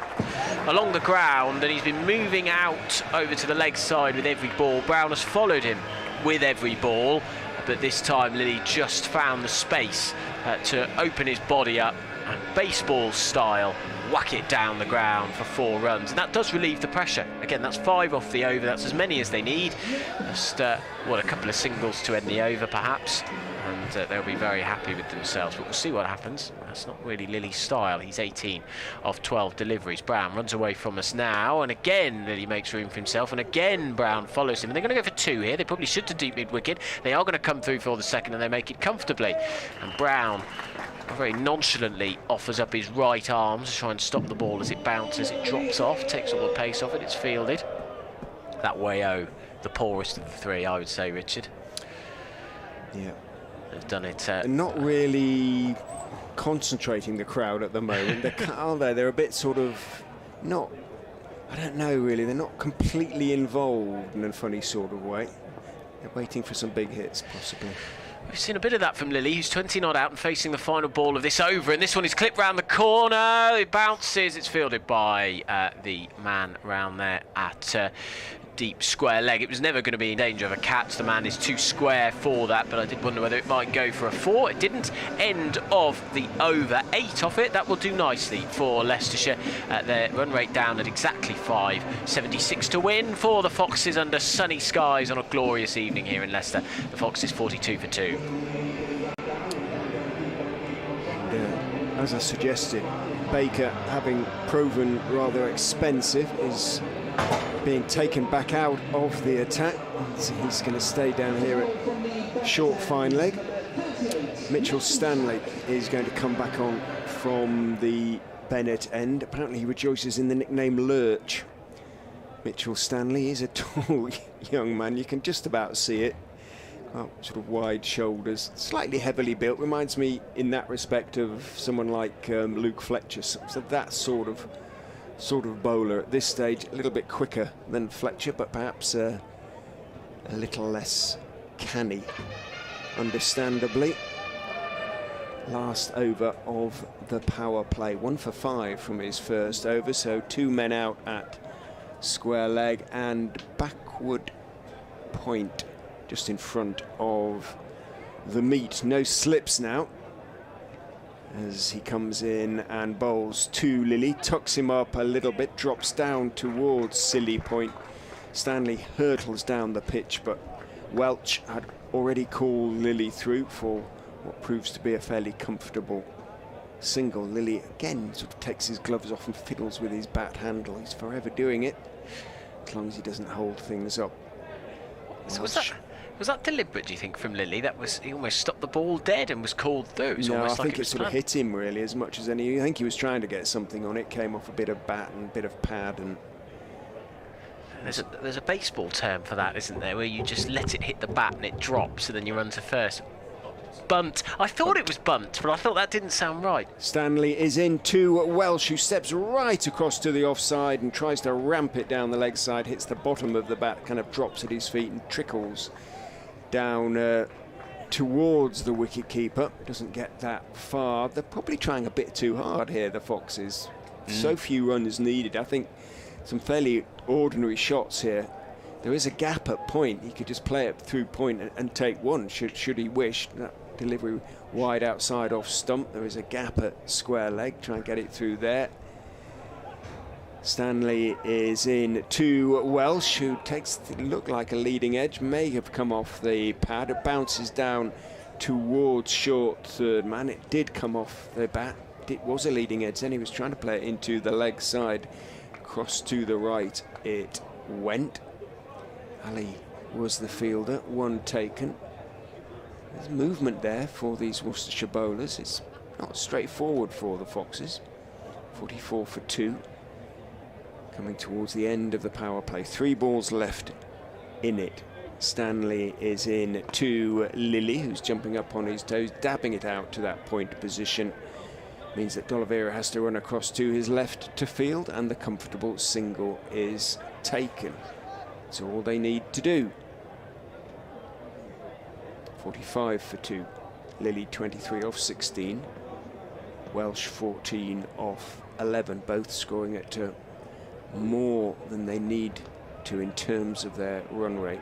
Vian Mulder below us just practicing his stance as in goes Stanley and bowls to Welsh, who again steps right across into the offside, tries to ramp it over the head of wicketkeeper Gareth Roderick, goes between the batter and the stumps into the gloves of Roderick, and it's all just a little bit ugly and kind of unnecessary really, but perhaps this is what Welsh has been told to do. 45 for 2, 1 ball to go in another pretty good over from Mitch Stanley, 1 for 8 from 1.5 overs for him. Elastic bandage on his right forearm as he comes in and bowls, and Welsh hits conventionally over mid-wicket out to the deep mid-wicket boundary. 4-4, didn't try and do anything too exotic on that occasion. It was a length delivery and a fairly conventional club over the onside, over mid-wicket, runs away to the deep mid-wicket boundary for 4. Good finish to the over for the Foxes. Welsh moves on to 18, 49 for 2 after 6, and they'll be reasonably satisfied with that. 44 for 3 Worcestershire at the end of their power play. And that was what you were talking about, Richard, which was they were trying to hit it too hard. They were trying too much to get the ball away, and we saw him moving across his stumps, trying the ramps, the flicks, and that was a conventional. It was still a slog. Just wait for and see what's coming. Yeah, and hit it well. Didn't time it perfectly, but hit it well enough. That's all they need to do in this innings. These two have put together what will be a relatively handy partnership to start off the innings. They have put on what will be 32 of 22. Barnard will bowl his first delivery from the pavilion end.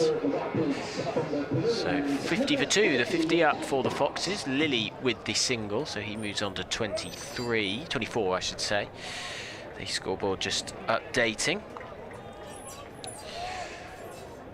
And Welsh will take guard. He's barely faced a delivery at this end. As Barnard runs away from us now up to the wicket, bowls this out half volley and driven really nicely for 4, 1 bounce. Thought that might go for 6. It was travelling flat for a long time, but it is a big boundary on the offside at the pavilion end to the right-hander, and it zoomed away and landed what 3-4 feet in front of the boundary rope and went for 4 runs. And Welsh, he's played some pretty ugly shots in some regards during this innings. And then he's played some beauties. That was a lovely shot. He's a powerful young man. As you say, it was a reasonably orthodox lofted hit through the offside. Bad ball from Barnard. His follow-up is a slower ball, and they'll just punt it down to long on. To D'Oliveira fielding there. And he rolls it along the ground as D'Oliveira underarm. Chapel-like.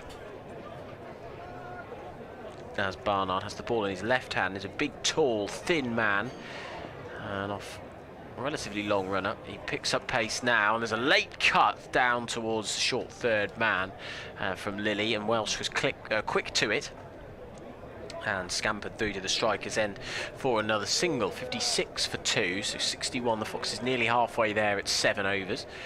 Chasing down, if you're just joining us, 117 to win. The Foxes bowling well, the Rapids batting pretty poorly. as Barnard, with brown hair, runs in, he bowls, and that is cut down the ground from Welsh. Again, you probably heard the timing on that. It's a slower delivery from Barnard. He's bowled most of the deliveries so far in this over. I know he's not the quickest bowler in the world, but he has been bowling them slow, most of the deliveries in this over. So 57 for 2 is the score. 60 to win. As the shadows lengthen now, most of the ground covered in shadows with the sun over to our right hand side now. As Barnard runs in, he bowls, and that's a delivery on leg stump, which Lilly just comfortably clips away to the leg side, and that is the end of the over. That's the 7th, and there were in the end 9 off that, Richard, is that right? So yeah, that will do very nicely. So that run rate up to 4.5 now, and they're going quite nicely at 8.3. So if they carry on with this and they don't lose any more wickets, this partnership continues. They should be comfortable. But the word "should" is doing a lot of heavy lifting in that sentence. Spot on, though, that, you know, in terms of the way they played the last couple of overs, really, it's all the Foxes need to do. Nick Welsh reckons his lookalike is Patrick Swayze. Really? I think he's been a bit optimistic there.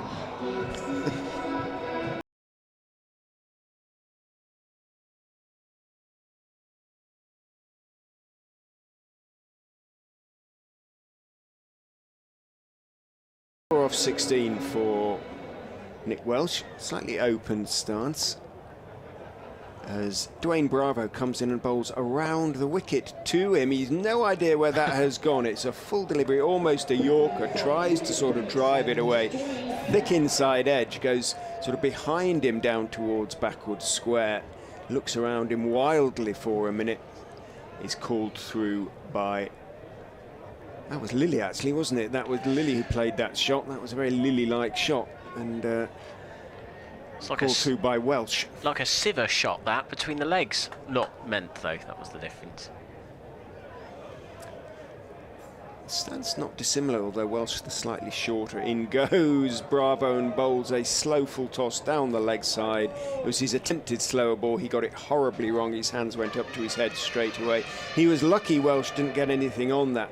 All it needed was a little touch, and that would have flown down to fine leg.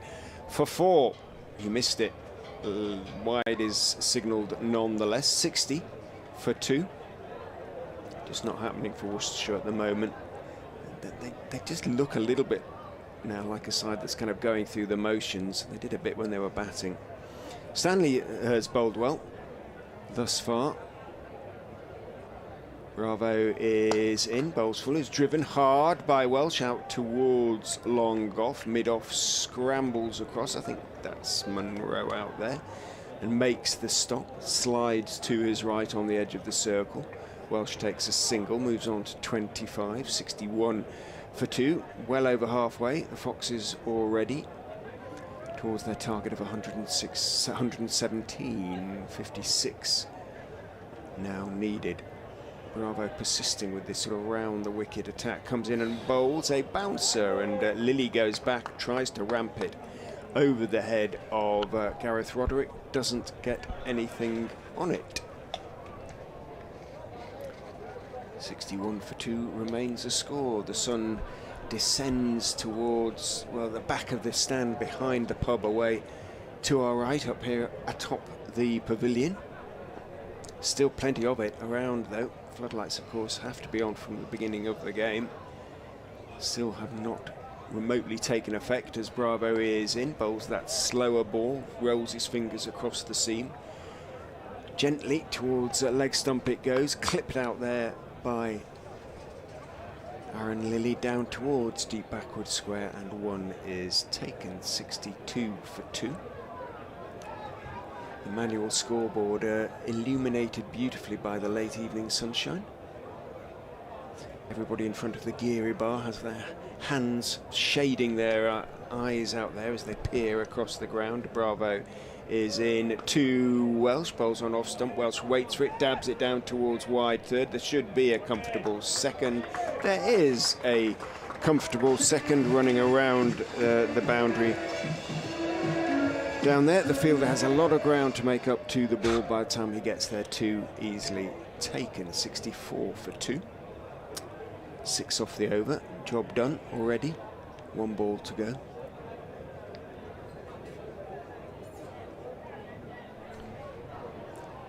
Bravo walks, not disconsolately back to his mark, but not particularly interested. Runs in past umpire Longley and bowls full, clipped out to deep mid-wicket by Welsh.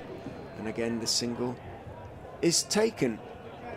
Reasonably all reasonably straightforward as far as the Foxes are concerned. 65 for 2 at the end of the 8th. 7 from it. Just 52 now needed. It's going rather nicely for the Foxes at the moment. They have got themselves to 65 for 2, 52 to win. And they just need to ensure that they go along at this run rate, that they don't lose wickets, but these two have played exactly how they should have done. They're going it over a runner ball. They've got a little bit of urgency. They're not allowing the pressure to build up on them. They're not playing anything silly. So it'll be Barnard to bowl his 2nd over from this pavilion end, the near side, and that's driven, and that should be 4 runs. It's split the fielders running around a deep point and long off. And another was a prime example of what we were talking about, Richard, which was, it was an aggressive stroke, it was a proactive stroke, but not too risky. Lent into it, gave it a big heave, but kept his eye on the ball, his head over it. 4 runs through the covers. Yeah. I don't think we misjudged the pitch. I think it's basically a decent pitch. Yeah. And it came on quite nicely, clubbed away by Welsh. Looks like he's beginning to rather enjoy himself. He's facing now as Barnard bowls, and this one's cut. That's a better delivery from Barnard, just a little bit fuller than Welsh was expecting. So he went to cut it, but it was too low for him. There's no run. Yes, at 8.2 overs, 69 for 2. I think you would, be looking... At the moment, you're probably looking at about 170, wouldn't you? Which is exactly what Richard was talking about. And of course, you have to bear the context of the game in mind. But here is Barnard to Welsh, who off the back foot pushes this away. That's closer to the man who's actually changed to a deep cover. It's juggled. Are they going to run through for 2? No, that would have been silly. Never go for the 2nd on the overthrow is the club mantra, isn't it? And so it remains just a single. 70 for 2, then 47 to win for the Foxes. Chasing 117 to win. As Barnard in that black strip with white flashes down the sides of his legs and on the front. He runs in now, he bowls, tosses this one up, that's hit down the ground, smashed. I don't think it was perfectly timed, it goes for 4 runs to Aaron Lilly. It was tossed up. Barnard's bowled a couple of them where he really sort of lobs it up and it's on a half volley, and the batter's eyes light up, and as long as they control the shot well enough, which Lilly's done and Welsh did earlier on in Barnard's spell, then you're going to get a boundary from it, which is exactly what he did. Straight as a dart down the ground. Another 4 to the Foxes. Barnard's over expensive at the moment, 74 for 2 the score. What will Barnard's response be? None for 18 from his 1.4 overs. He bowls and it's cut, and that's going to go for 4 more behind square. The ball bobbling and bouncing all over the place on the outfield, but over the boundary rope it goes, and Lilly moves on to 36. 78 for 2. It's a very good over for the Foxes as they charge towards that low total of 117. Now under 40 to win, and we've still got 1 more ball left in the 9th over. If they do win it in reasonably good time, they'll do their net run rate a little bit of good as well. They do need to. I don't know if they can rescue it, but you know, it won't do them any harm, that's for sure. Minus 1.2, as we've discussed all season. That's essentially a point behind if they're level. As the ball is bowled by Barnard into the ground. It's a slower delivery, didn't bounce. Lilly cutting it into the ground. There is a single taken. 79 for 2 then the score. That was a very, very good over indeed for the Foxes. 14 off it, and that's pushed them a long way to victory. 38 to win then, with 11 overs to go. They're well over halfway, and if these two stay together, they should be comfortable. But as we've said, Richard, what you wanted was one player to get 40, one player on 37, one on 33. A healthy partnership between these two are hopefully seeing the Foxes home. Welsh looks pretty solid and pretty comfortable coming in. It's good to see him get time at the crease, that is for sure. As I say, he's been so unlucky with injury. You know, he's sort of picked up injuries actually during good innings, first team innings, so, you know, he might play an important part in the RL50 as Bravo is in to Lilly, bowls a slower ball. Lilly is was all set to try and club it straight, had to adjust and just drop it down at his feet. No long off, which is tempting Lilly. You know, mid-off is on the edge of the circle. There is a long on, deep mid-wicket. I don't think it's the right field, really. He doesn't mind sort of hitting it in the air through the offside. Bravo bowling around the wicket and has his men out on the boundary, on the leg side. He is in to Lilly, looking for almost a full toss, almost yorks him, actually, and Bravo's hands went up to his head. He thought that had got through as Lilly stepped away, making room for himself to club it away, but it was so slow he had time to adjust and sort of jam it back down the pitch towards the West Indian. 79 for 2 remains the score. Lilly turned and moved straight away from Bravo, didn't he? Didn't want to avoid eye contact because he knew that he'd made a bit of a fool of himself. Bravo is in, bowls. Lilly's clipping it away through the leg side despite the fact he's backing away. Bravo followed him. Pat Brown is running across to field, throws to the non-striker's end. Bravo ignores it, lets the backer up, who is Colin Munro, do the fielding. One is taken by Aaron Lilly. He moves on to 38, wanders down to have a word with Nick Welsh. Quite what he might be advising him. He's rarely short of a word, Aaron Lilly. Welsh hasn't been on strike for a few deliveries as Bravo is in. Bowls to him again. It's that slower delivery, but Welsh is calm, just bunts it out towards mid-wicket, and the single is taken. They've been waiting for a bit of Hey Jude, and here it comes. I don't know whether the PA is responding to the crowd, but the crowd is certainly now responding to the PA. There you go. Tuneful stuff here at the Uptonsteel County Ground. 2 balls to go in this Bravo over. 81 for 2 as he is in. Bowls to Lilly in the air, but beautiful piece of timing. That is what Lilly can do. He backed away. Bravo sort of followed him. It was a fullish delivery, almost a half volley. Timed it very, very sweetly, Lee, and although long on, didn't have very far to get to the ball. And mid-wicket on the edge of the circle, ditto, could have got across. Neither of them could, because he hit it so crisply and so cleanly. Runs away for 4, and what was up to that point a decent over for the Rapids becomes a decent over for the Foxes. 6 from it so far with the ball to go. In goes Bravo, bowls to Lilly, slower ball, hits straight back over his head for 6. Where's it going? Onto the roof. I think it just dropped between that side screen and the hospitality behind. Just behind there, crashing into the insurance advert, I think. Didn't quite make the roof, but a very nice clean hit by Aaron Lilly, who's already changed his gloves once. It's this time it's Welsh who's going to change his. So 10 from the last 2 balls of the over. 91 for 2. 12 from the over then. And the Foxes almost home and hosed. Yeah, they're charging towards victory, aren't they? 26 to win for Leicestershire to get their 4th win in the T20 Blast. They probably would have expected to win. They needed to win. They were favourites to win this game at Grace Road this afternoon. If they do get this, then it'll be their first win at home across all formats this year, which will be a huge boost, a huge monkey off their back. Only 1 game at home to go in the competition. That's Northants on Wednesday or Thursday next week, something like that. Yeah, they've got Nottinghamshire on Tuesday. I think it's that's Friday at night, Trent Bridge, isn't it? Yeah, and then they've got Nottinghamshire on Tuesday, and then is it the Thursday? It's a Friday against Northamptonshire. This time next week, then. Well, change of bowling at the pavilion end. It's going to be Mitchell Stanley, who's done pretty well so far. 1 for 12 off his 2 overs. Everybody else has been smacked around. He'll hope to survive what has been a barrage by Welsh and Lilly. 14 and 12 off the last 2 overs. This one's high up in the air. They should get a wicket first ball. Or is it going to split the fielders? Yes!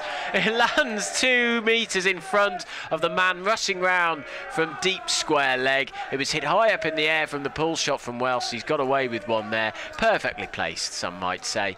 But he has got a single from it. He's on to 35 and survives. 92 for 2, 25 to win. That's the way when things aren't going for you, they never do they? And Worcestershire are not making things happen. Well, there was a point where Leicestershire would have been a little bit worried by the state of play. They were 2 down early on. 2 down for 17. With Worcestershire collapsing in a similar way in their innings, you feared, but not so now. Stanley bowls, and there's an attempted uppercut from Lilly. He misses it. Good bouncer from Stanley. It came zooming through into Roderick's gloves, and there is no run. Sky blue above us, just a little bit of yellow to the right where the sun is setting. Like the look of Stanley. There's a bit about that one. Bit of pace as well.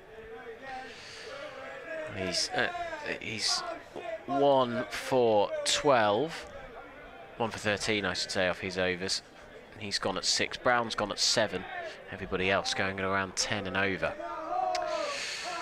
So here comes Stanley. He bowls on the stumps. It's full and driven. Very low full toss. And Lilly's going to come back and get his 50. Well, that's a very solid innings. He came back with Leicestershire rocking a bit in defence of a low total, but he has hit far and wide around the ground, played relatively sensibly. We've seen a few slogs, but it's been a measured and controlled T20 innings from Aaron Lilly, his second of this competition so far in 2022. 50 off 32 balls, the Foxes 94 for 2. And just needing 23 to win. Stanley up to the wicket now. Bowls. Lilly makes room for himself and hits him down the ground for 4 runs. The fielders are up at mid-off and mid-on, so if you get it straight enough or high enough, it's going to get a boundary, and he did just that. It was a full delivery. Lilly making room for himself down the leg side and hacking it down the ground for 4 more runs. And this could be over in quick time for the Foxes. 98 for 2 is the score. So they now need under 20, 19 to win in just the 9.2 overs. His 15 incidentally included 7 fours and 1 6, so that is 8 4. 54 he is. Stanley comes in, fair head, he's up to the wicket. Lilly makes room for himself, uppercut, and that's going to rush away for all 4, is it? Oh. Yes! Misfielded, desperate attempt from the man at deep cover who did so well. It was a really difficult opportunity to try and stop the boundary. One bounce high up in the air, he had to dive for it like he was turning it round the posts, but he dropped it, he just didn't get enough on it, and it dribbled over the ropes desperately, didn't it? 4 more to Lilly, he's on to 58, down to 15 to win. I think it's Pat Brown out there. Tough to describe it as a misfield, bless him. He did pretty well to get a hand to it, diving away to his left, and couldn't, as you say, quite do enough. Well, Leicestershire doing this in quick time, and that will do their run rate some good. Stanley comes in, uppercut, and is that for 4 more? Yes! Almost straight behind him, and it wasn't perfectly timed from Lilly, but that's 3 fours in a row for them, and that will do very nicely indeed as Lilly moves on to 62. And the end in sight now for the Foxes. They are now 106 for 2 at the end of the 11th over. Just 11 to win, and Lilly moves on to 62. Yep, 15 off the over, so 14, 12 and 15 off the last 3 overs. It just shows what you can achieve when you've got you get a couple of batsmen in, which is what Worcestershire never quite managed to do. Well, never mind, never quite. They just didn't manage to do it at all. Leicestershire have shown the quality of the pitch, haven't they? They've shown that there are runs in this. There's pace there, isn't there? Yeah, for a team that have struggled to bat on surfaces here, the fact that they're 106 for 2, they are playing without pressure. You have to take the context of the game into account, but still. Bravo is going to continue from the Bennett end around the wicket to Nick Welsh. Bowls him a full toss, which is wiped out to mid-wicket for a 2-bounce 4. Well, that delivery got absolutely everything it deserved. So is that 4 consecutive 4s? Lilly having hit the last 3 balls of the previous over to the boundary. Welsh responds by hitting the first ball of the next to the boundary. 110 for 2, just 7 to win, and we are only in the 12th over. And well as Leicestershire are playing, how bad are Worcestershire? They are a mess. In goes Bravo, bowls another full toss that is a slog swept by Welsh. Should be a couple. He wants the second, he wants the strike, he wants to get back to the end in the hope of getting his 50, but he's probably rightly sent back by Lilly. The throw from Barnard was a pretty decent one. So Welsh picks up one, moves on to 40 off 26 balls. 6 to win. Can Lilly do it in one blow? I have a feeling he might try. He's on 62. He might want the blob as well. 62 not out off 35. Bravo.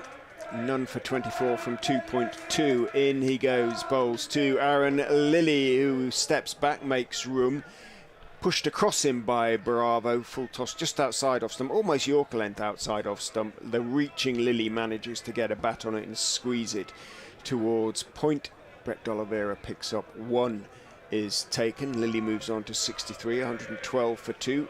5 to win. Welsh is not going to get his 50 on this occasion. Well, they try and do it in one blow. They would be sensible not to unless the ball is right. Well, no need to get yourself out at this stage. Welsh looks around him, that said. Eyeing the boundaries as Bravo is round the wicket, bowls to him. Full outside off stump, edge down into the ground. Can't get there, Roderick the keeper, but good work by Ali moving across to his left at short third man. He sort of stops it at the equivalent of a very deep second slip. Very fine short third man. And just one is taken. Welsh on to 41, 113 for 2. 4 to win. Lilly on strike. Everybody on the offside on the edge of the circle with the exception of backward point. I have a feeling Lilly might sort of step back and try and carve it over the offside field. And he's followed as he steps back, and it's a full toss on leg stump that is turned around the corner to Pat Brown. A nice flat throw from Brown coming in from deep backwards square. Single taken. The Fox is doing it in ones, not by choice really. It's decent bowling from Bravo. 114 for 2. 1 ball left in the over. 3 to win. So thus far, not too horrendous an over by the standards of the game so far. Still got it down as, yes, because there was 4 from the first ball, so 8 from the over so far. Bravo, double teapot out there, looks around him, sees a fairly resigned Rapids side, runs in, bowls to Welsh. Bouncer tries to hook it, bounces past the bat down or out to Roderick and finishes the over fairly well, Dwayne Bravo. He sort of bounces off Lilly there, and Lilly sort of glances back. It wouldn't be a Lilly innings without a spot of confrontation somewhere. 114 for 2 after 12 overs. So just the 3 to win. This is a good win for Leicestershire. We talked about that net run rate. It may be unsalvageable because it is at over 1 and over, but to get it down, make it respectable or less embarrassingly bad is some comfort, little comfort, but also getting that victory. It looked like there was the fear that this T20 campaign could sort of sink into nothingness, and hopefully this victory against, again, a poor Worcestershire side will just give them that lift they need ahead of Durham away on Sunday, and then before they travel to Trent Bridge on Tuesday. So 3 to win off the final over. Lilly on 64. I think he's just asking some people to move from behind the side screen there as Stanley comes in now. He bowls. Lilly makes room for himself, and there it is.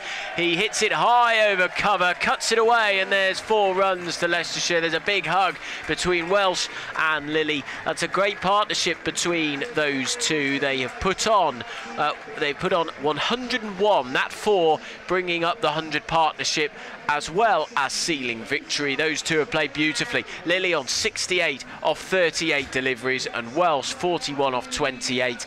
Well, we were questioning the top order ahead of this one. 2 big changes and big calls made by Paul Nixon to bring in Welsh and Swindles. Swindles didn't pay off. Welsh most certainly did. And Lily, Leicestershire's big hitter, came to the party. They were chasing a low total, the Foxes, but they have done it in style and inside 13 overs. The Foxes have won by 8 wickets against Worcestershire. They get their 4th T20 win, and it's a very slim chance indeed that Leicestershire can make it through to the quarterfinals of the T20 Blast. But with this victory, those hopes remain alive. There is still a heartbeat in the Foxes yet.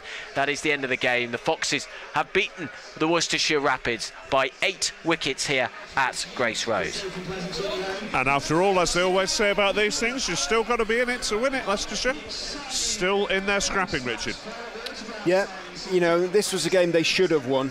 That is for sure. It would have been, a really poor game to lose. Worcestershire didn't look interested from the start, to be quite honest. They look a pretty poor and unsettled outfit at the moment, the pairs, that is for sure. But, you know, you've still got to beat them. They're still good players, and the Foxes do that. Hopefully they'll take a confidence from winning at home. Delighted their own supporters. 2 tough away games coming up now that both have to be won as well. Durham and Nottinghamshire both with plenty to play for. But good innings from Nick Welsh. That's a bonus for him, and some good bowling too. Momentum, you know, we talk about it a lot in this competition, and it is hugely important.